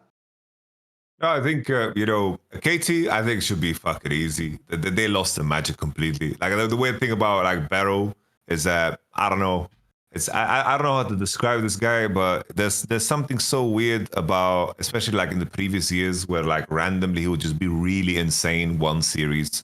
It's kind of like, you know, like a mother's baby is stuck under the car and suddenly he can lift the car. Like he has a crazy mother strength in some series. I don't know. So he just holds. Okay. And it's the same thing with like Pioshik. Pioshik also had like some rare off series where everything just landed. But now KT have no fucking magic. BDD is just completely jailed with a Sejuani Nidalee OTP in the jungle. They have Peter and Diokdam. Like, I don't know. Like BDD is one of the most unfortunate stories ever. Because I think for some reason, if he after that KT like super roster with Keen and so forth, if he somehow like ended up on like a fucking good LPL team, I think that BDD would shred so much more. But he's just been on KT for so long, he's loyal to KT, and this is how they reward him with this crazy fucking roster. I think there's no magic there that is going to break T1. The Hanwha Life one is super interesting because Hanwha Life right now look very similar to how they looked last split, right? It's like they seem to be starting super slow. We got the 2-0 versus GenG, where GenG just kind of like stomped them. That happened. And even today, they dropped the game, which was like really, really funky. But then it was like, oh, they are 1-1 down. And then suddenly they need to really win this game. And you have Zeka just dropping like a 15 skill Akali bomb. Smurfing it, yeah. It's like, in terms of how our life is approaching things, I don't mind if they pace themselves the same way they did in Winter Split. You know, I think this matchup matters so much more for T1 than it does for HLE. Because I would even be in the state of mind where if HLE don't play the best in this series, I wouldn't even mind at this point, because I think that they have proven enough that they seem to just perform better when things matter the most. But also there's a big danger in that, because obviously those 5-game series were very close. And if things went differently, the story ends super fast. So being, very relaxed in your approach can be, a detriment in the end, because you have to kind of course correct real time. And especially with the format, like your seeding is going to be so damn important, because you just get your Guardian Angel and then you just like move on. You can go like almost instantly to MSI through 1BO5 or make like a massive gauntlet. Like the winning games here is super, super important. So I think from Humble Life side, probably, I guess they will approach this with a heavy hand, because if for some reason T1 win this one, you lost against GenG 2, it's no longer in your hand to make a top 2 placement. And that can be, of course, very, very dangerous. So I hope Humble Life like kick it into gear and really, bring it to T1, because there's a lot of history there as well. So I'm sure already they are cooking. I believe in Mowgli and Dandy and the rest of the squad. So. Also, obviously, you make MSI and you make EWC if you come top 2. Mate, the top 2 battle is going to be fucking crazy. Like, you've got those 4 big names, and then on the outside, you have Dongshim, who they're probably not going to go, but they could pick someone off. They might get a series if you're weak, or you come in at the wrong time, or you overlook them. So, bro, LCK looks like the playoffs are going to be banging when they get to that point in time. Like, it looks like to be really good. We've already had the best games this year have already been the LCK games. They just have. We've had some fabulous matches this year. I thought some of those playoff games were sick. I'm not even the biggest Failstraff fan, but you had some fucking baller games in there, back and forth, different players taking time to pop off. So LCK, this might be the strongest it's been in years, in my opinion. Because before, it was just one LCK team can be dominant and win, but the LPL otherwise looks like it makes out, 2, 3, 4, 5 in the world. Right now, you could absolutely say like 2 or 3 LCK teams could be top 5 in the world easily.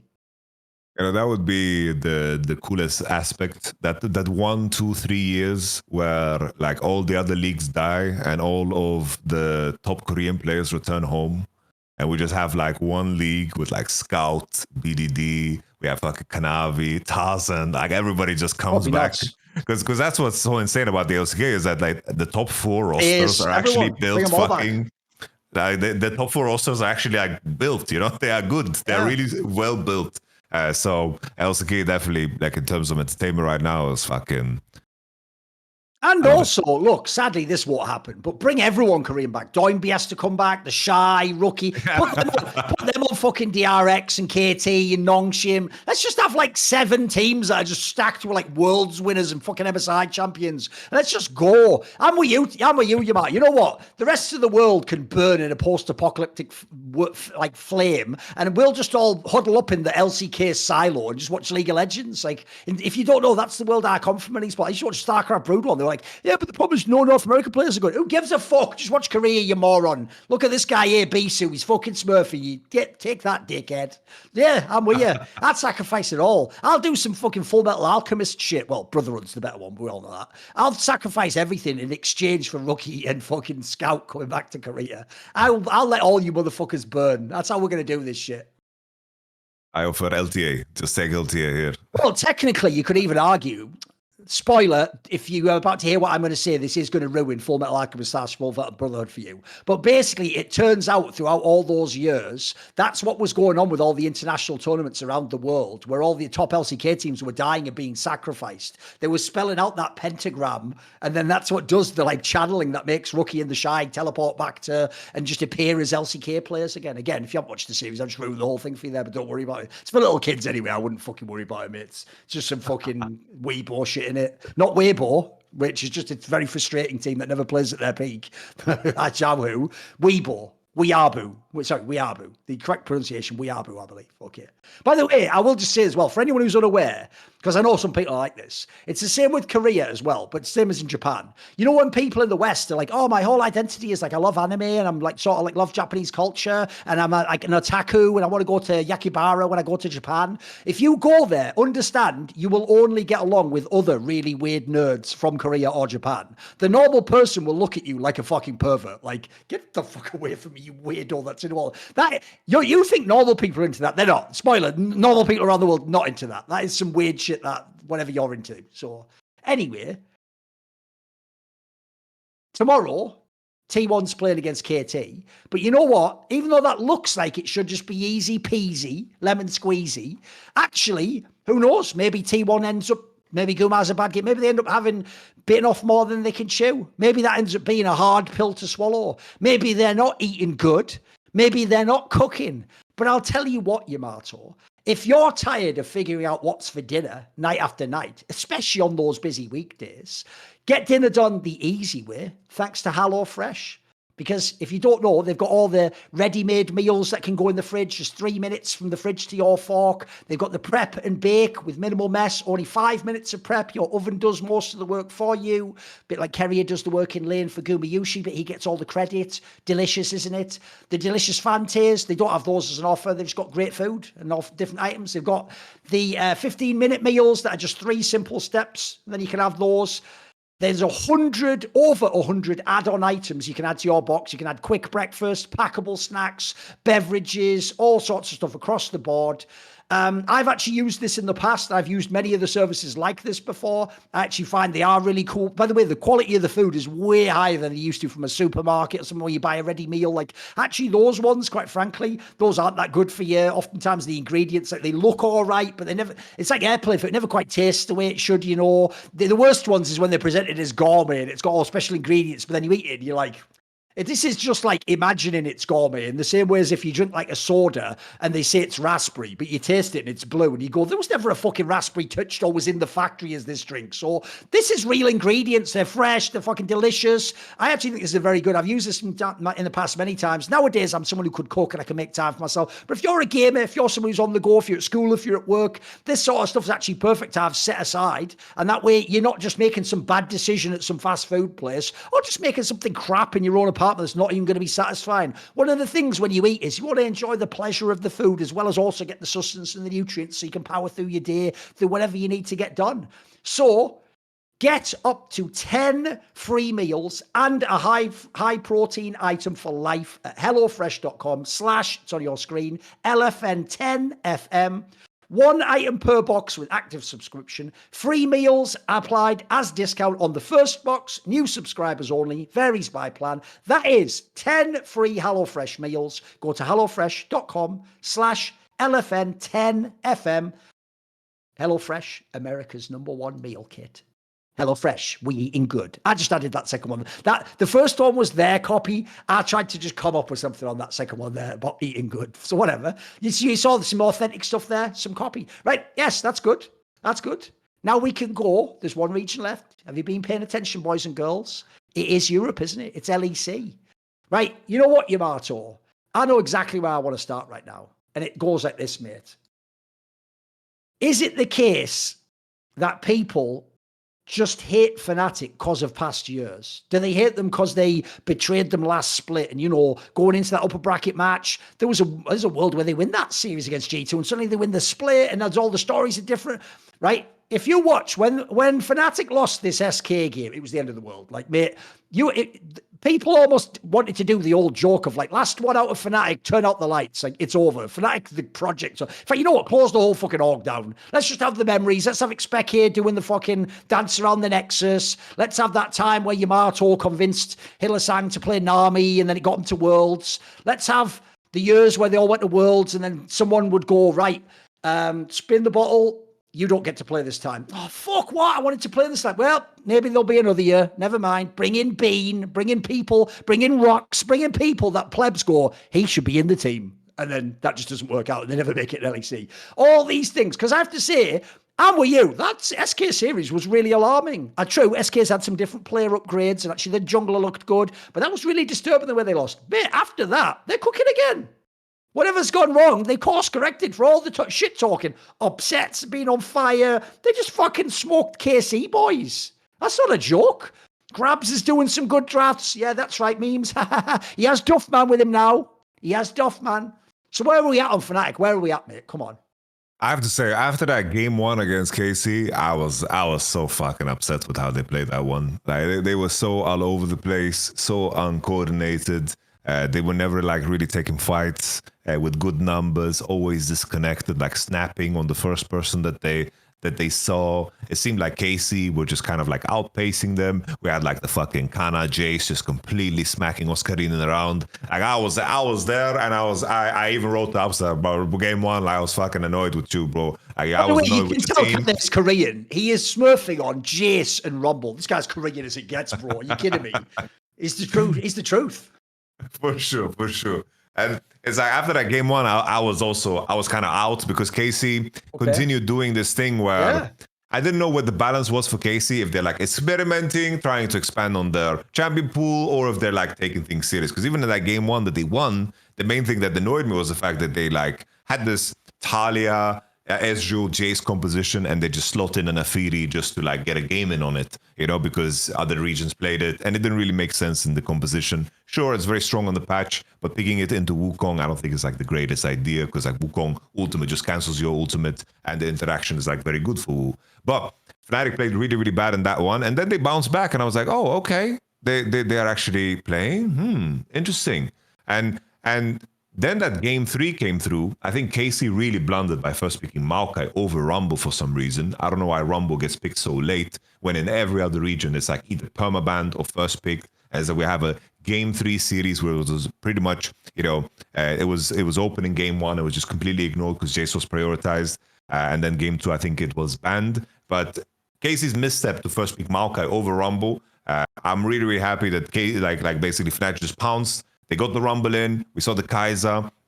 I think we saw like the Tristana AD. There were some adjustments that KC can do in draft. But the key thing for me was, we had the bot matchup finally. We've been talking about how good it should be for, of course, Fnatic to be laning 2v2 in bot lane, and that they should be able to snowball that. They finally showed us what they're capable of in terms of just pure laning. Like their early games in terms of their mechanical ceiling should be better than most. In terms of some sequences that they do in the previous split, it was also better than most. But always in the pursuit of that high level, the element of risk that they add in terms of their gameplay and what they're pursuing, there was always like a big chance that they stumble and they kind of lose themselves in their own mistakes. But this series was a really, really like fantastic benchmark, because similar to how I mentioned like how I believe Mata has like a positive impact on like how they play the jungle support duo and T1, the addition of Duffman, in terms of what Duffman's track record has been, G2 also, when they added Duffman, moved from being like a heavy early game focused team, snowball through bot lane, play Heimerdinger, Varus, play Draven, Kalista,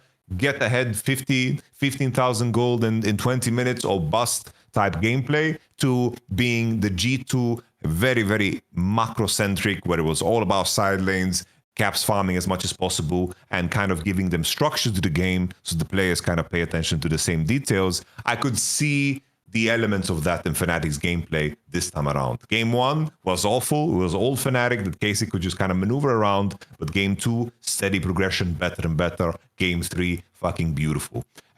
This is just a step in the right direction. And for all Fnatic hopers, this is what we want to see. Absolutely. The main luggage that they always carry, right, is that there were a lot of these elements as well last split, but then it was like, oh, finally we play G2 in the upper bracket finals. Oh, this is the moment it should matter the most. And then it's like, oh, what happened? We have fucking Razork over engaging on Vi, and then we had the fucking Volibear moment. It's like if they can just hold on to this, I really, really believe that in terms of the potential of this team, it is so damn high, and they should be able to outmuscle the other teams here, of course, in the region.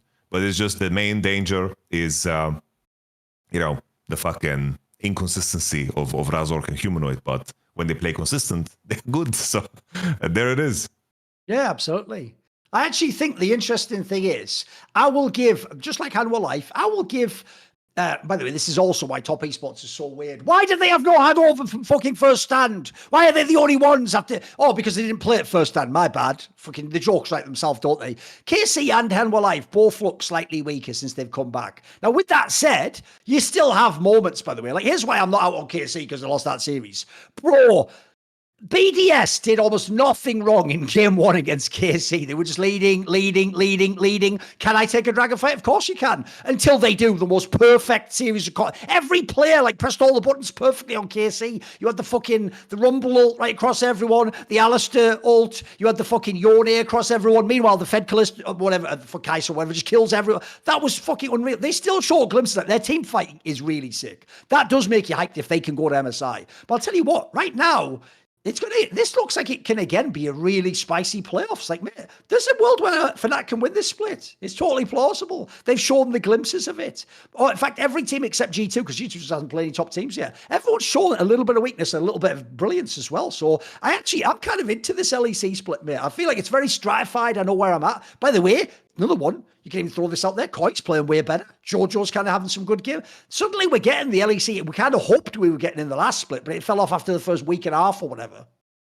Oh, it's very. It's almost like a tier 2 version of what LCK is. It's like we have a very strong top 3 with like very, very interesting characteristics. They can like combat each other. They have interesting rosters, different approaches in terms of how they approach the draft and the player qualities in G2, KC, and Fnatic. And then it's like Koi is basically like the D+. It's like, oh, they have some elements that are good, but do we imagine them beating the other top 3 in a BO5 later down the line? Probably not, because they are lacking in some departments, especially when it comes to like the mid to late game macro in terms of how they progress games. But I do think that like the LEC in terms of like the parity is super, super interesting.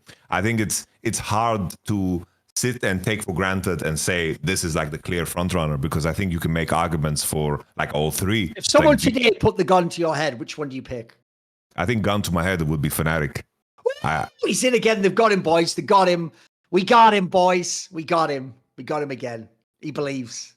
Well, this is with a gun to my head, I think in terms of like the range, in terms of their range, in terms of champions they are effective on, and like the different kind of, it's like if I just compare them to like G2 or KC.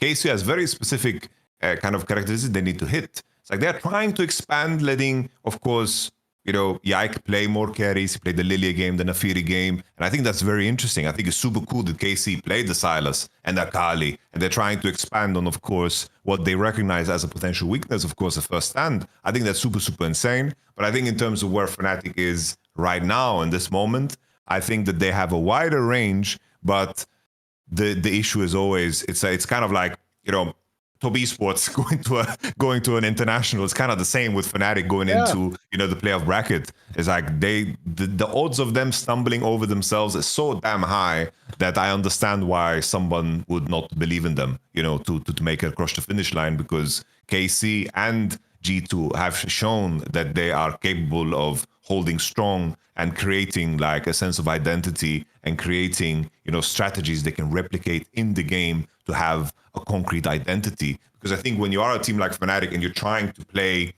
super, super insane all the time, when you're not capable of doing so, and maybe you are just a step below and you're not capable of like tightening up and maybe like, not going for that play because you need perfect execution to do so, that little jump can cost you everything, because they're trying to find opportunities, squeeze water from stone, and sometimes you're just not good enough to do so. While I think that G2 and KC are a lot more honest about where they are in terms of how they draft, while Fnatic sometimes are a little bit delusional about their approach. Yeah, I would actually even divide it quite similarly. I think Fnatic has the highest ceiling. I think if all the players play well, I think they can actually be a team that do something international. I think they've got really good players. I even think when they're all in their game, they fit together so well. Their problem is their floor can be appalling, as you've seen last split, as you saw in this SK match. Like, their problem is when people collapse, they collapse into each other and it all goes down like a fucking controlled demolition or something. Like, they don't have that player, that like the load-bearing pillar that holds you up. That's not like you joke normally, if you have a superstar ADC, like opposite, who plays a consistent star, you'd think it'd be him. No, because if he loses his confidence, he doesn't believe in the middle lane, the jungle. Like, I'll give him this. He does always go in for Mickey. He has bought into the Mickey angle. Like Mickey is his new Hillsang. He knows, like, we're just ride or die, mate. We have to just stick together. It's our only chance. I also think he does get, this is something that's going to see on the upcoming Best Damn League Show episode. I also agree with the take of the guest there, which is that he understands this is sort of his last chance to actually be a champion. Like, he's had rosters that were scoffed but sort of good, or they were good for a while. He's never really been in like a G2 Fnatic roster. I mean, he was obviously in that Fnatic last time. They had that one run. They had the one run that 1 year, and after that he was gone. So I think he understands that this is it. Like, you've got to commit to this. You've got to go all in. But the difference is that Fnatic has the up and down. KC, for me, they can look amazing. How are you? I actually think drafts are one of the biggest factors for them. When they draft, where they do it like an ego draft based on scrims or like what people were good on in the RLs, they've had some scoffed ass games. But when they actually draft to their strengths, they can look like the best team in the league. As I say, I think they might have the best team fighting. If you just put teams at even strength in the game, obviously Fnatic's getting ahead in games, aren't they? If you put teams even strength, if you could just teleport past laning phase into team fights, this team would win a lot of fucking matches. They might be the best team in the LEC. G2 has the potential, but I think everyone's a bit like me. After the last final, we're just waiting to see, will Skewbon do it in all the playoff matches? He's smurfing in some of the games already, and unfortunately they've only played 2 games so far, guys, and one was that super close one against Koi. So we're still sort of waiting to really know where G2's level at. Well, I certainly won't write them out. They can still sort of come from behind and be the best, but right now I think put it this way, for all the crying, this is where people don't give their credit, Yamato. For all the crying last year and after the upper bracket run, everyone was going, oh, it's boring when G2 just wins. You have never had more teams fighting for the top spot for about 4 or 5 years now, guys. You'd have to go back to before the G2 dynasty. Like, this is really exciting shit at the top. And then even the mid-table, it's only the bad teams, in my opinion, are truly bad and unwatchable. The mid-table teams are all interesting. Like, BDS, maybe they lack a little bit of firepower. Mate, they get into a lot of fucking leading scenarios. Like, I'll tell you what, that 1-1-3 guy can build you a fucking lead. Nuke, if you give him just like lanes and the right champion, he can farm up. They can get to the Ice, can carry a team fight. Irrelevant, still a little bit dodgy. You go look elsewhere. Vitality has some exciting young players. Now, true, they are doing shit like picking Yasuo, getting their fucking body slapped on some nightmare fuel shit. And I don't ever want to see that game again, Nakadakado. Like, whatever the fuck your name is. Knackered, more like. You look like you were so tired of being fucked that you are knackered. That's your new name. Just look at what knackered means in English. It's a slang that actually means you're tired from having too much sex. In his case, prison-style sex. He wasn't the willing participant in that one. Also, by the way, do you all just hate Nak or whatever? Why is he playing Yasuo there yet? You know what? Don't give him any gangs. Fuck him. He's playing on his own. It's just him every... I wonder if I can go into the lane. Nah, we're going to gangbang you under the tower. Oh, shit, fuck. Give me a fucking break. Give me a break. Oh, what were you doing, Flackhead? Fucking distracting the warden while he's getting gang fucked in the showers. What are you doing, bro? Anyway, this segment's got unhinged. It's going everywhere. I can help, bro. No, you're not throwing in the towel. We cut me. We're throwing in the towel. So anyway, I agree. The mid-table was very interesting. Vitality's all over the place. By the way, the obvious thing that you're expecting now after last week is I expect Koi to now actually be good and to rise up, battle these mid-teams. And then, by the way, that would be my dream. Is that Koi actually comes online and we actually have 4 teams battle for the title. That would be dope. That's my dream. Where are you at on the other teams? No, it's like in terms of everybody else outside of the top 4, there's so much opportunity, you know? I had to take a step back and realize that, you know, we have gotten so used to overreacting because of the previous format, because it was correct to overreact. You had one shit week, it was like teams didn't fucking recover. It was very difficult to recover off the DO1s, the super weekends, and then you have 3 scrim days and so forth. Now, like, we're back to the old school ways where the season is quite long and the progression of teams and the effort that they put is actually going to matter, which I think is a super healthy thing. Because I try to view Koi through that lens, because it's like this roster has pretty much, like, the majority of it only played through the format that is very rapid, go all the time. And I was worried coming into that Team Heretics game because I had flashbacks of that game that they played in the previous split where they lost against them with that 10k gold lead, that, you know, there's always a risk that in terms of how they progress their mid to late game, that there's going to be, you know, flaws in terms of how they do it. But I think that Koi did everything they could to actually prove that they're moving in the right direction as much as you can, of course, against a very docile opponent that is Team Heretics. In regards to the rest of the mid-table, SK, I think they caught a lot of like lightning in a bottle where you played against the Fnatic the first time Nafiri, and then they played that second game where basically Oscarini gave away that game completely, and then the Fnatic roster just like everyone just collapsed when they had like the Nash situation where the game was practically completely fucking over. So SK still need to prove themselves in many ways. I agree on Vitality's side that the Yasuo lock-ins were really, really fucking goofy. And I think it's cool from Adam's side that he's capable of, he played some Gwen, played some Jace, he's expanding beyond and taking a bigger responsibility on this team. Because I think always when it comes to players, when you are moved to a worse roster than what you were on previously, you need to fucking ask yourself the question, are you going to adapt?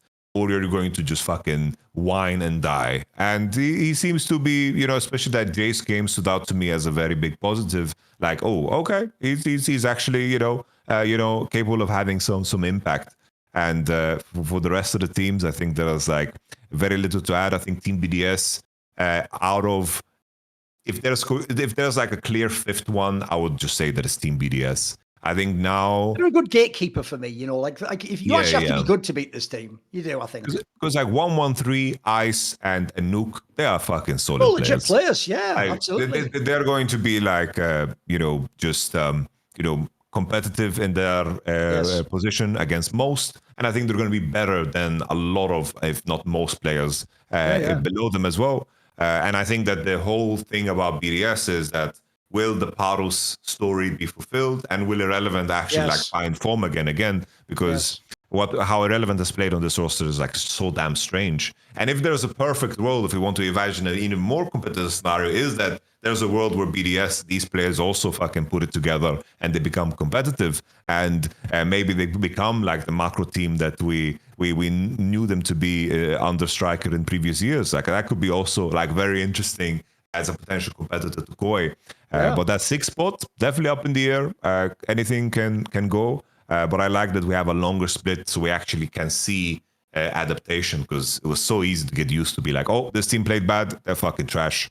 Because they have 2 days to solve it. Good luck, and then it's kind of just over. So I'm happy with the new format, even though we have some really fucking boring days where I'd rather not watch the games live and just here's where watch I'll them take after. it though. We also know that happens in LCK and LPL too. Here's why I'll take it, Yamato. This is why the whole time I hated BO1 and LEC.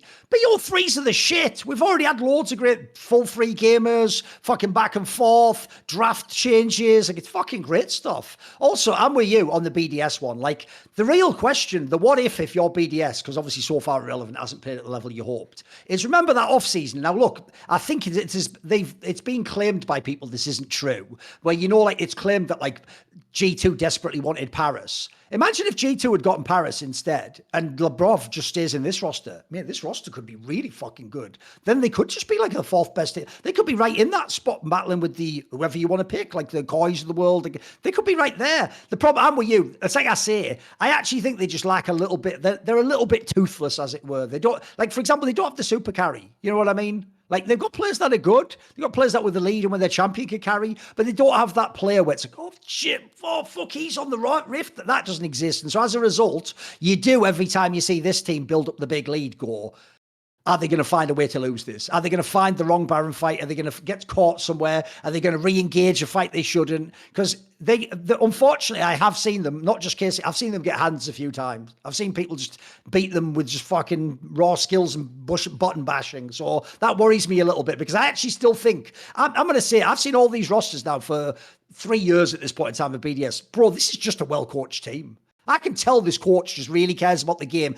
I actually do think that striker guy, mate, is one of those like Arsene Wenger type guys. He not only finds players he likes that might not be the player everyone else thinks is good, but also he quite clearly, because I actually do think the 113 guy, he's been redeemed for that pickup. Everyone was memeing on him. Striker knew what he was working with there. He knew he could be the 1-1-3 whisperer, and you've seen some legit carry jungle performances from this guy where he's just mechanics in people early on, and you can see the other junglers respect him, mate. So I think Striker has just shown like he has his own flair and his own flavour of how he plays League of Legends, and then he coaches his teams to play that way, and I actually like it. I enjoy where there's like a sort of a thread that runs through a team, and I know what's going on. But it's that's why the Rogue team's so frustrating, mate, because you look at Rogue and like, these aren't even though we all joke, these aren't even bad players on paper, mate. Like, this should be sort of a roster that's a bit scuffed, but it could sort of work. And, you know, you could see a game like a Jace game on an Adam where you get ahead. You could see Larson on a Mage where he has a good game. You could even see Patrick finding an angle. You look at the players, you're like, this Malrang's even the right sort of player you'd think to play in that squad. There's all these reasons why it should work, but then you go in the server and it doesn't. That's what I hate, is teams where it's like, I don't even know what's going wrong here. There's so many things that are going wrong. What I love about BDS in a weird way is I can diagnose what's going wrong on this team. I can sort of see it on the server. So can they as well. It's just the problem is you can't upgrade your players. So I think they're working with what they've got. And again, like, in a good year like this, when LEC is really competitive, you're not really supposed to be getting the world spot for your BDS with this budget and this roster, and you're getting your players taken. Labrador probably was your best player last year, and he got taken from you. So unfortunately, I think they're already in the sort of position that is where they should be. They're in the right range. As I said, their world should just be, can we be fourth? If they could be fourth this split, you know what? Salute. You probably did a good job there. Because whoever you finished ahead of, you pick. Is it fucking MCoy? Is it fucking, who was the other one? GX, you know? These are teams other people thought would be better than you, thought would be better, and even supposed to have star players in that, better than your players. So if you can get to fourth, and you can even challenge those top three teams, then you've done enough for me. That I put a different level of expectation on BDS. I don't expect them to be world beaters. I think they had their chance for that in the past years, and even then their rosters were slightly underpowered. You know, I thought it was always unfair when people were like, I'll laugh at Nuke because he trash talked me, but you were never supposed to ever beat Fnatic or G2 in any of those series, bro. You never were. They always were supposed to get you eventually. You came close. You did come close, though. Fair play. It was a good try.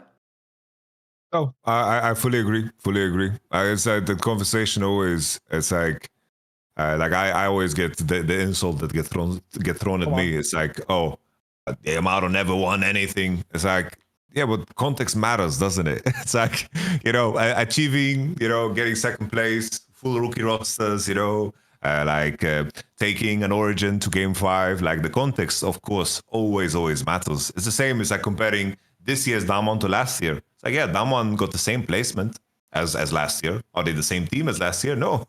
The circumstances are very different. We don't expect Damwon to fucking beat these top three teams. They're fucking demonic in terms of how they built up their rosters, but Damwon is definitely far better than they were last year with Kellen and Kingen and so forth.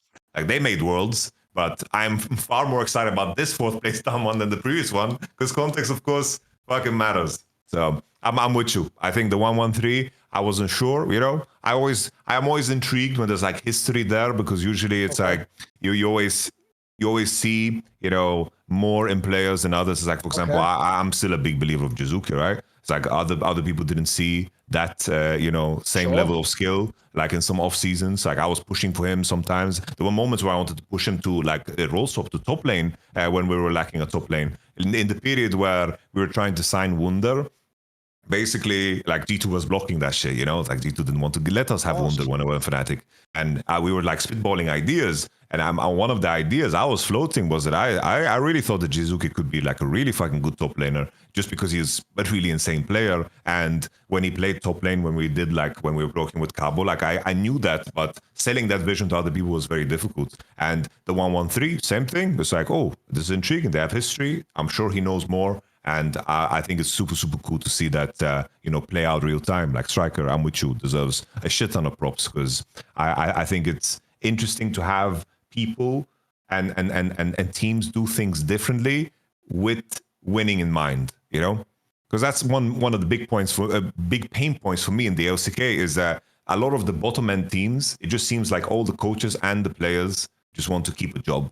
So they are not doing anything to break the norm. They're not doing anything to break or challenge. They're just trying to keep a job, and they're trying to do things that is expected from them. When in reality, you have every incentive to be fucking freaky. But nobody has the guts to be freaky in Korea because they want to keep a job. No, I also do think that is the downside, is you can't expect the top end to be too crazy for BDS. Like, put it this way, MSI is in North America, it's in Canada, and Worlds is in China. But you know what, Yamato? For BDS, it doesn't matter how strong and how often ICE shows up. I don't think they'll be leaving the country. That's a deportation joke there. But it's a little bit, you know, careful with that one. By the way, if you haven't noticed, Yamato, if you do shows with me, it's one thing if I'm doing shows where I'm an interviewer or it's a show where I'm bringing players on. You know, I'll always be very careful. Actually, they don't get in trouble. But if you're my co-host, understand, I am just going, pull out the pin of the hand grenade. Hey, catch, heads up. And you have to figure out what to do with that, mate. Like, there's a grenade coming your way. So, you know, do you dodge? Do you step under it? Do you catch it and throw it back? Do you just fucking implode? Sometimes, every now and then, it's only every now and then. I don't expect it to happen. But once a season, you have to catch one of my grenades and you have to just lie on it, mate, and take one for the team. It'll happen every now and then. Every now and then. I'll be ready. So good, bro. It's the same. Like, someone asked me, it's like, Yamato, do you think the tariffs, the whole world economical situation is going to affect esports? And I'm like, esports doesn't make money, so bro, don't worry about it. It's like, bro, esports gonna be funded by gambling and fucking the Saudis. They are recession-proof, recession-proof concepts. Don't worry about it. If anything, Korea needs to put a tariff on star players leaving for the LPL. Yeah. Yamato, I've just figured it out. That's how we get them all back. Oh, shit. That's how we get Scout and Pace back, mate. And Tarzan, there you go. What I need fucking T1 and Kesper to use their power for good and put a tariff on Korean players going to the LPL. Has to be like a 35% aggressive tariff or something. The joke being, of course, they won't be able to put a tariff back because no one's fucking buying Chinese players, mate. Like, they're not coming to the LCK, so we got you sorted on that one. There we go. Who knew? Listen, I don't know if Trump can fix America. He could have fixed the LCK, though, it turns out.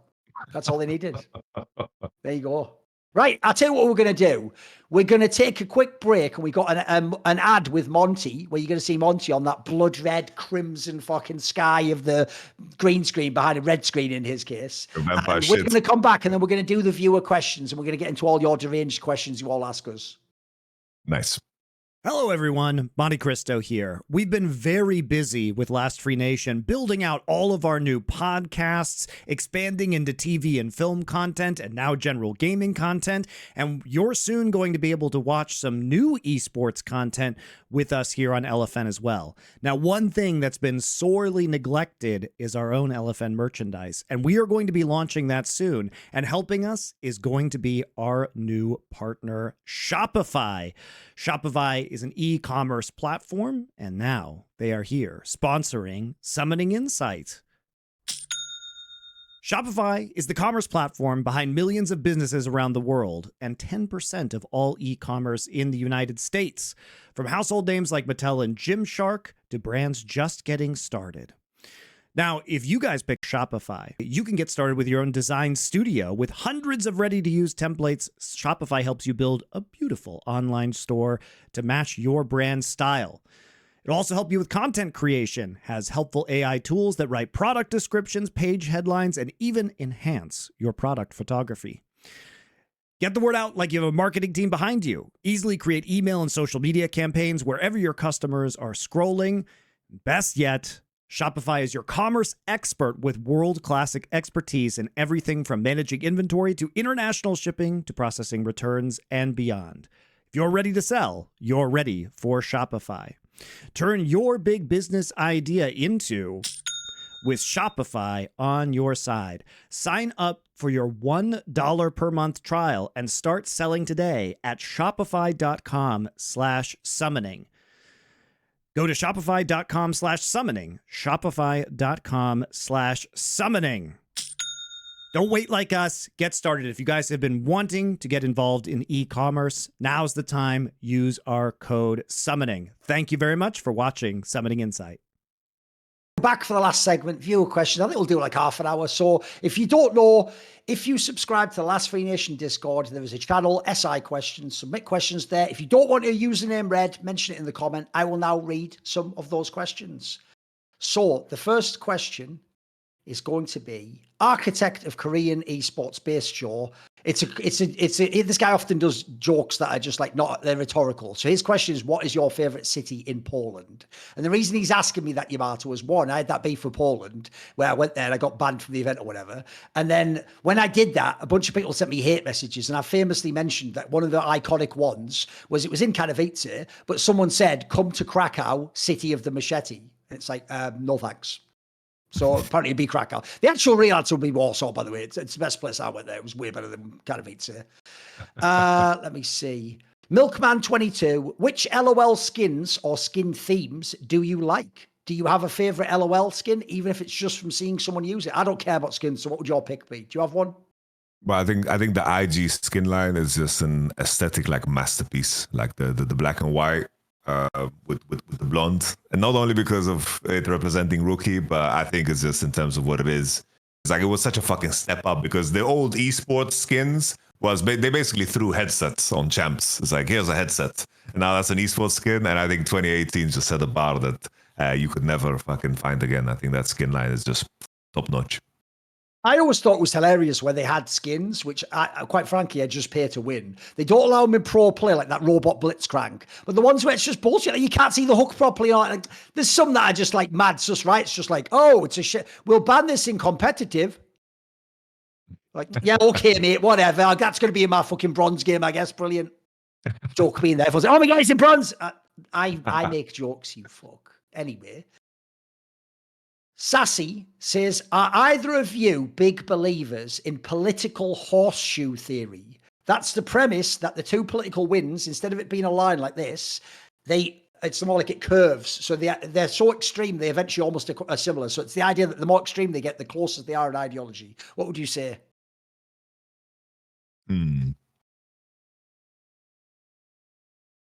I guess it does. There's certain elements that are similar. I think definitely in terms of censorship, in terms of like controlling certain ideas. I think that's something that is like a reoccurring theme on like the extremes.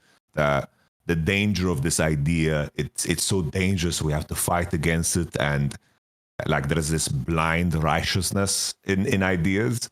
But I do think historically it's like far right ideology is more dangerous, I think, in some cases. I think that would be like the caveat. But there are some similarities of the delusion of the extreme for sure.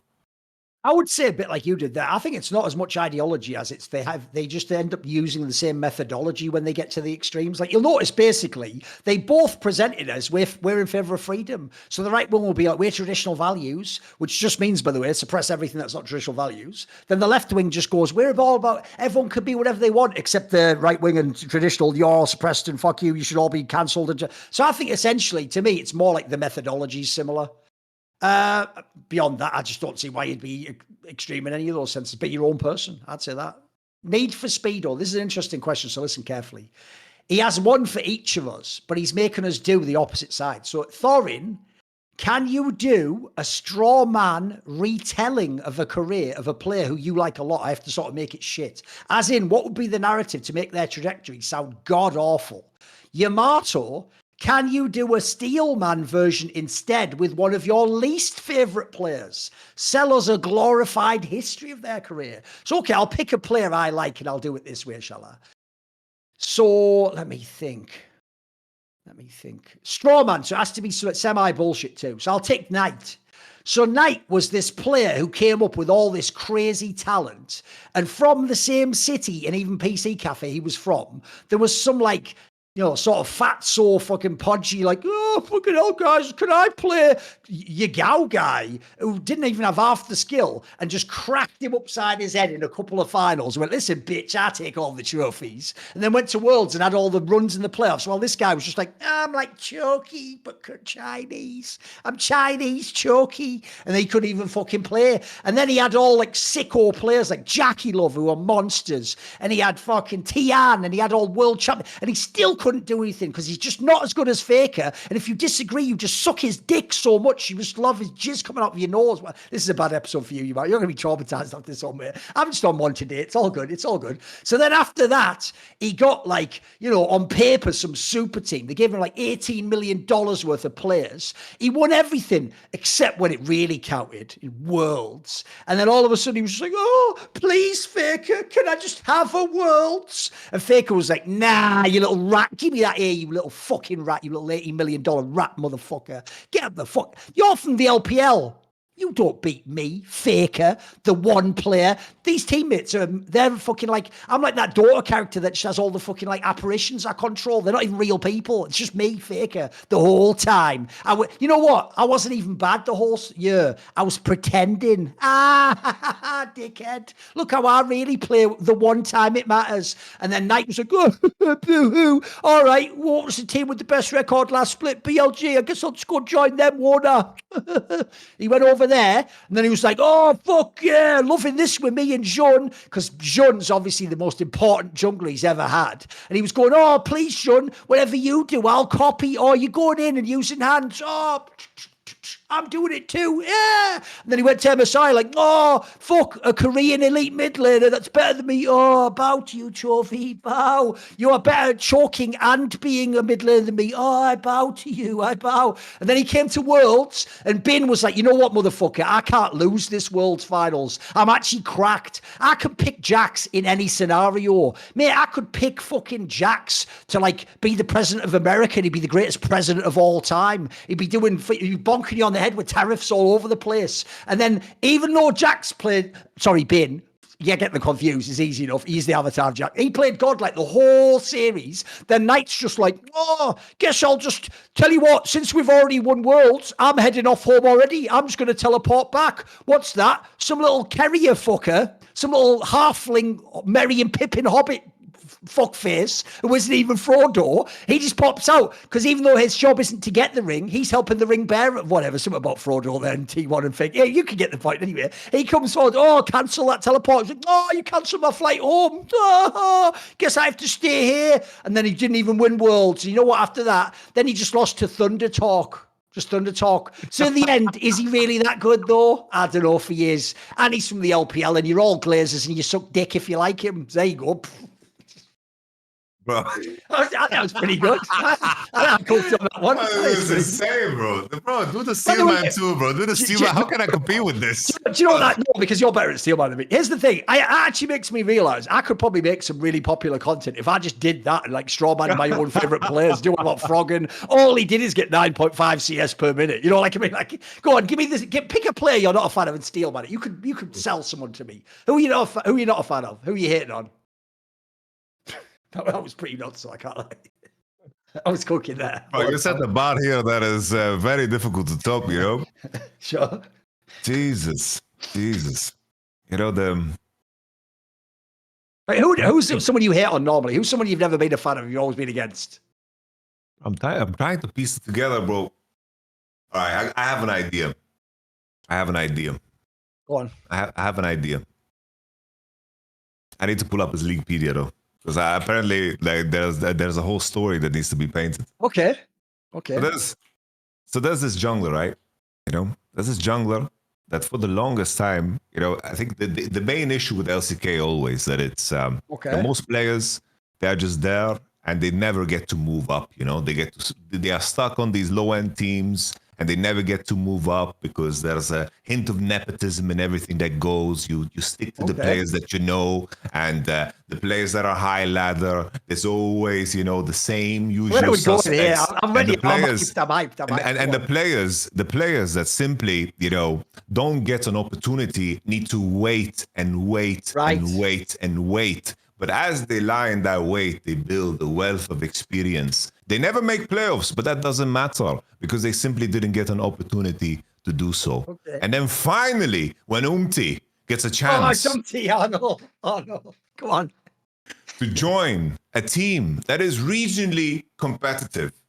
You know, Brian Blade, Jinner, Green Wings, you know, all these teams, you know, they will never get competitive with him, never competitive without him. You can't blame him for that. He joins Team Liquid, of course, this roster that in the beginning, no one had high hopes. Yeon wasn't really performing. They had this roster of Pioshik, former world champion. They had, of course, Summit and so forth, and they couldn't piece it together. just flew in. Even his teammate, of course, instantly calls him irreplaceable. No one on the team is replaceable. That, of course, includes When you are watching only how he plays on the Rift, you're completely discounting how this team played before him. They weren't winning championship before joined this team. In Spring Split, they won the championship. And then in the end, of course, in summer, they made it all the way to finals. They made it to the World Championship. They made it to MSI. They might have stumbled in the server, but that is because in those moments, needs to carry so much water and responsibility for the team. And I think that anyone would succumb under that pressure. No one could perform in those moments. So finally, when he has the opportunity to shine, he gets championships. And I think if he was on T1, if he was on those big teams in Korea, he would have been just sitting in just a trophy room, just filled with steel and fucking gold and silver. And he would have been, exempt from going to military because he would play Asian games. It's just sometimes you're just unlucky. And is a story of just being unlucky. And finally, with just a little bit of luck, champion. Someone clip that and send it out of context to and he'll actually believe that, he has a supporter in the world.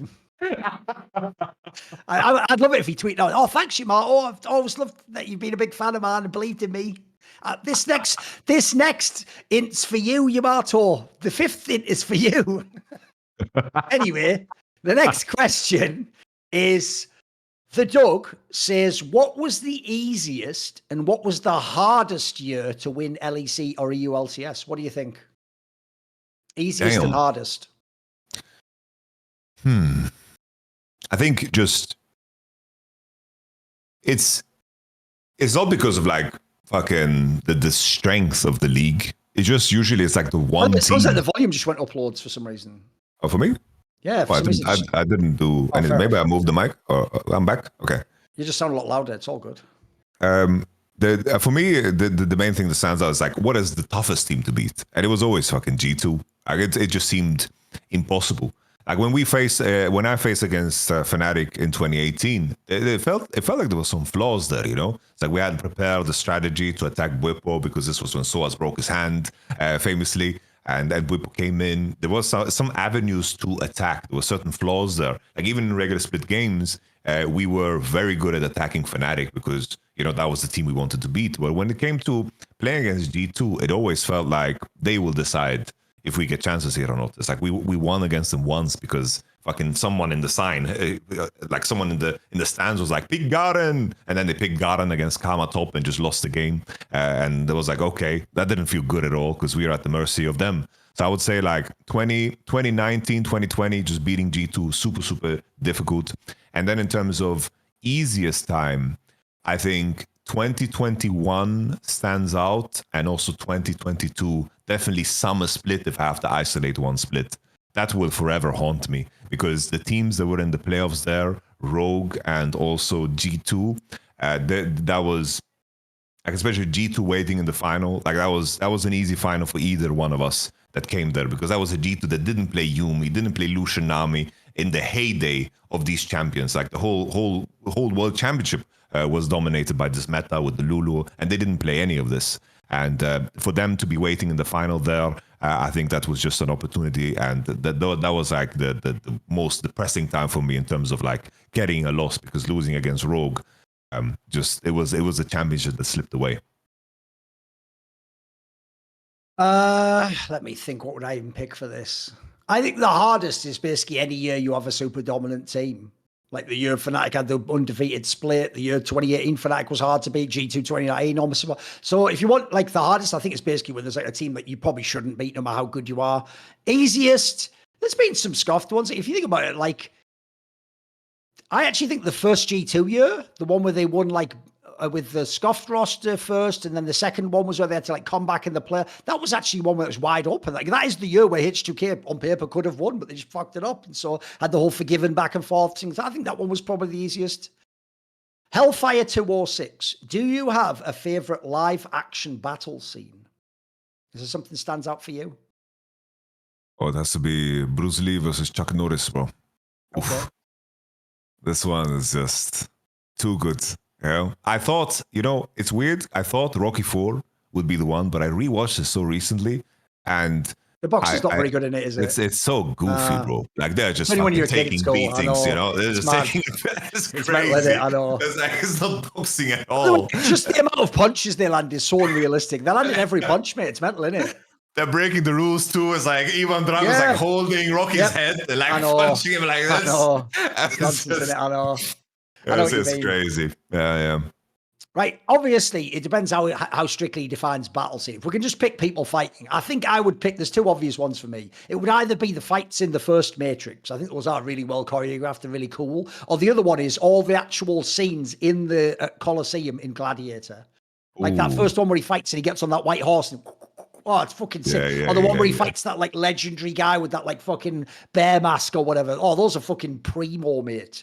Those are mega. Also got a soft spot for the final scene, if anyone's seen it in The Northman, where he has that epic fight at the gates of hell. It's like Super Saiyans it. That's fucking straight fire too.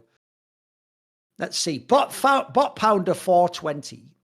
To pull a question from Fight Club, if you could fight any historical figure, who would it be?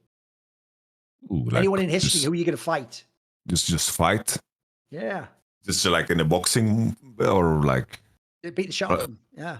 Jeez, just beat the shit out of him? Just like for entertainment or like for pride? Where are you going with this question? I want to hear your answer, bro. I'll just try to pick someone I think was annoying. Like I'll tell you who I'd take. This is one that Bot Banner 420 would appreciate. I would just beat the fuck out of John Lennon. He'd be like, imagine there's no heaven, mate. There's not going to be. So you're just going to be dead after this. Like, take this work. I'd treat him like he treated his first wife. Look it up. I'd give him the fucking business, mate. I'd be like Ivan Drago. It's like, I wish I hadn't left the Beatles now. Well, and I have to write my own music. Where'd you take? Ooh, think about that one, eh? So anyway, I'd beat the fuck out of John Lennon. And then let that guy. And then at the end, I'd go, all right, Mark, come on in and shoot him. That part, maybe edit that part. I don't know. He's dead. To be fair, he's dead anyway, so it's not like he can do anything, is it? He's dead. He's very much dead. Such a bro. I don't feel the need to fucking beat the shit out of anyone. Okay. It's such a weird historical question, figure bro. you hit. All right, mate. Wait, aren't you part like Polish or something? Yeah. Shouldn't you want to beat someone who was horrible to Poland? Hitler. Yeah, but there's like some historical figures. I would be in a room and I beat the shit out of Hitler. Let's say I'll beat the shit out of Hitler. There we go. I'll beat the mustache off his fucking ugly face, and then right, that'd be cool. Nixon says it's a CS2 question. He goes, vitality in CS2 is currently dominating. Which factor is contributing the most? Is this because Rops is so much better than Spinks individually? You wrote that Sphinx, which already scares me, makes me think you don't watch CS much, broke here. Spinks individually. Or is he a better personal fit? Or because roles fit together? Or because Zeru's in peak form? Anyway, he just puts every possible interpretation. How about I answer the question, fuck? Not pick from these answers. So one, I don't think Rops is actually better than Spinks individually. I think Spinks actually is a better fragger. I just think he's a better overall player with the more experience. I think they have just got the cracked out roles. Spinks was like an up-tempo lurker who had to sort of frag as well. Rops is the player who wins the clutches for you and plays like weird off angles and cuts off rotations. So I think if you have that with Zewu and all the rest they've got in the team, I think you've just got all the roles rounded out and you have a really good sort of personality dynamic, and people like Navian is good. So that would be my answer. Keku, listen to this. He goes, what would be your nightmare blunt rotation with people from League? So it's only people from League. You know the concept of nightmare blunt rotation? Yeah. So Joe Marsh. Joe Marsh. Already, this is a winner already. I can tell this is a winner already. Okay. Joe Marsh. Holy. We just saw Bwipo in there. I like him, but I think it's just he's going crazy. He's going to be in everyone's blunt rotation. I know. And fucking put him forgiven as well. Okay. Who else are we putting? Jesus. Well, this blunt is not lasting, bro. We already have people that are gonna hold on to it. We put in. We just put in Sheep Esports as well. He's going to just fucking leak it. You know, just put him in there. Like, I wouldn't want to share a joint He did say people spots. within league, not just players. You are right. Okay. I'm going to be like you. I know how I'm going to go on this one. I'm going to do two similar ones. I'm also going to take Wooloo from Cheap Esports. I mean, the joke is he'd be simultaneously leaking stuff, saying stuff he just heard that wasn't confirmed, and lying all at the same time. And just doing stuff like going like, oh, I've heard this move's going to happen in Korea. Credit to Ashley Kang, who didn't report it, but just said that it's happening. It's like, why are you crediting her? I don't know, bro, I'm way too high right now. Anyway, he'd be doing that. Then he'd be passing the blunt to Bwipo, and Bwipo would just smoke 3/4 of the blunt. He'd be even doing that shit where he's not even smoking, he's just letting it burn while he talks. Like, yeah, thing is, the way you're playing top lane, Bwipo, please, pass it. Listen, I'm not finished. Anyway, so at level 4, you should TP back and you get a cheater recon. And then he passes it. Are you ready to complete my nightmare blunt rotation? He passes it to double lift. Now, double lift's stupid as fuck and can't remember anything about his own life when he's not high. I can't even imagine this motherfucker high. I think we should do like a boycott of all those people paying us millions of dollars that we're just making nothing back for. I think we should just tell you what, let's boycott them and leverage them. What are they going to do? Shut the whole league down? Oh, shit. I've shit my pants. Oh, I mean, I've just done a lane swap in my pants. That's a real lane swap. You could tell when Cyan came out I was going to do that. Why is this the most unhinged episode? People getting fucked, shit in their pants. I know, anyway. So this is a basketball question, so I'll answer it quick. He says, Pual9755 says, how good was Kawhi Leonard in years past? I just recently started watching basketball and he seems pretty smooth. He's actually a very tragic figure because even this, he's just too injured in his career. What's sad is this guy, for real, could have been like a GOAT contender. He could have been like the best player of this generation. He was a lockdown defender with massive hands who doesn't have to gamble. He can just defend properly. And he had like really good upper body strength, and he had a good shot as well, and he was quite clutch. His problem is he's a bit of a weirdo, like personality-wise, but I always thought he was a mega two-way player. I think he could have been actually unreal. Him and fucking Durant, I think, have unbelievable bodies and skill sets for basketball. Are you a fan of The Wire, Yamato? The Wire, yeah, but I haven't. Here's a question. I need to rewatch it. Well, just go from memory. Big Boy says, what is your favorite season of The Wire? Do you have a one particularly that stands out for you? Ooh. I think it has to be the last, no? The last. I don't know, like the reward of the build-up of season 5. It's just the reward of everything, you know? It's just I think that the payoff is just too insane. It has to be the last. It has to be. I think I would take, I'm going from memory again, I watched it like 10 years. I would go for, I think, season 3. That was an interesting one where it was about like they reintroduced the drug dealing element and this sort of, because one of the things that's brilliant about The Wire, if people don't know, is the way they reinvent the show within the same universe each season is incredible. And it's a way of showing like the different corruption around the city and how things play into it. So it's not just cops and not just drug dealers, and it's like City Hall, that's like fucking kids. Oh, it's mental the way they weave it in. It is a masterful series, I've got to say. So like the Little Amsterdam season, yes. pretty much. Yes, Amsterdam. That was fucking sick. Yeah. Trying to remember which season Stringer Bell was killed in, because that was also that might be it. I think that was it. Wasn't that one where him was against the Avon Barkley guy or whatever? I don't know if he got killed in that one. I'm trying to remember. There's only 4 more questions, so we'll do them. Spookin, what are your favorite historical esports pieces from other creators? So you have to see if you can remember some. It's esports, it doesn't have to be League though. Having primarily partaken in Thorin's work and a few others like the Smash Brothers, some more material would be great for long trucking journeys. Is there anyone comes to mind, a great content creator that's done great stuff for you, or a favorite piece you have? There is this guy called like, I don't know how esports, how esports skewed it is, but there's this creator called Summoning Salt. Okay. So basically, he basically does these massive breakdowns of historical like speed runs, and how basically like he just picks out a game and how everyone was like competing for like the top scores in those speed runs. And I remember there was this like one specific one where it was like Mike Tyson like box out, like this fucking game, Mike Tyson Punch Out, where you basically back then you just posted your scores on like a forum, And then it's like you maybe had a picture with your like shitty camera or whatever because the game was old as fuck and this started very early. And what was so insane, there was like this figure, I don't remember what his name was, but he was like posting these scores that nobody thought were possible. Like nobody thought were possible.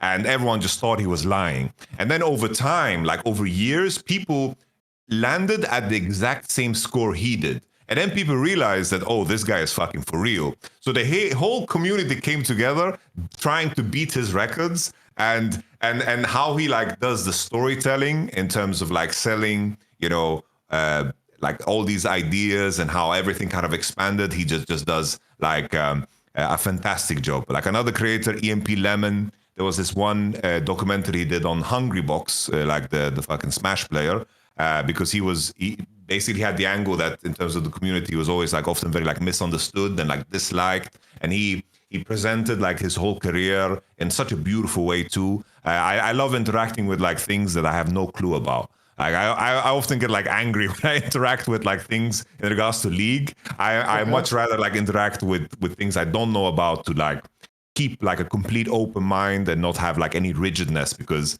if I hear someone say something that like I disagree with, it annoys me and just fucks me up. So it kind of like kills my enjoyment of certain things in things that you know.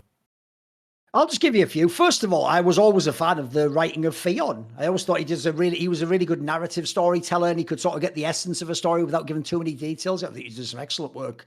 There's a documentary from Korea. Don't be confused. There's a Hollywood movie with the same name, but I think you have to pay to download it, but it's mega. It's called State of Play, and it's about the StarCraft Brood War scene, and they follow people on all levels. They follow like Jaedong when he's like the best player. They follow a guy who's just on like a StarCraft team. They follow a guy who's a trialist, and then they follow a little kid who's trying to become a StarCraft Brood War. That is unbelievable. And then lastly, another writer that I think is underrated, actually, is a guy called Stu Chu, who was like a mentor of mine. He did loads of historical work. A lot of it in Dota was excellent. He was a really good writer.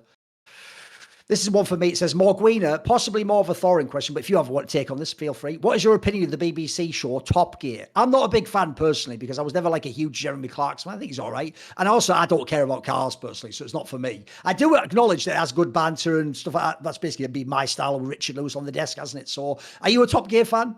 No, not at all, bro. I don't even have a license, bro. I don't drive. Okay. Right. Two more. Tallahassee Riot Supervisor. Who is one LEC player that Yamato thinks he could help elevate if he coached him this year? Who would you pick this year to coach? Ooh, let me pull up the list.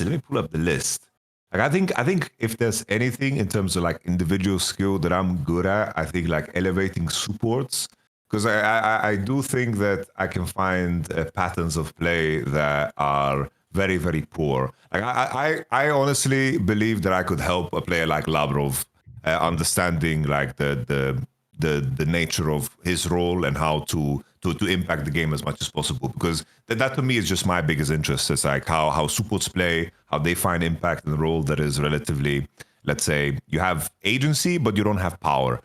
So for me this is super interesting. So I think I would isolate Labrov. I think I could help Labrov for sure. The last question, Nadnerb.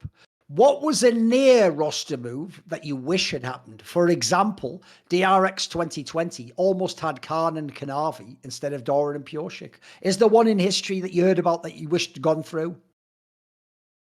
Ooh. I'll give you mine. You can think about it. Mine is one that people might know, which is there were 2 different years where Flame was one of the tryouts for T1.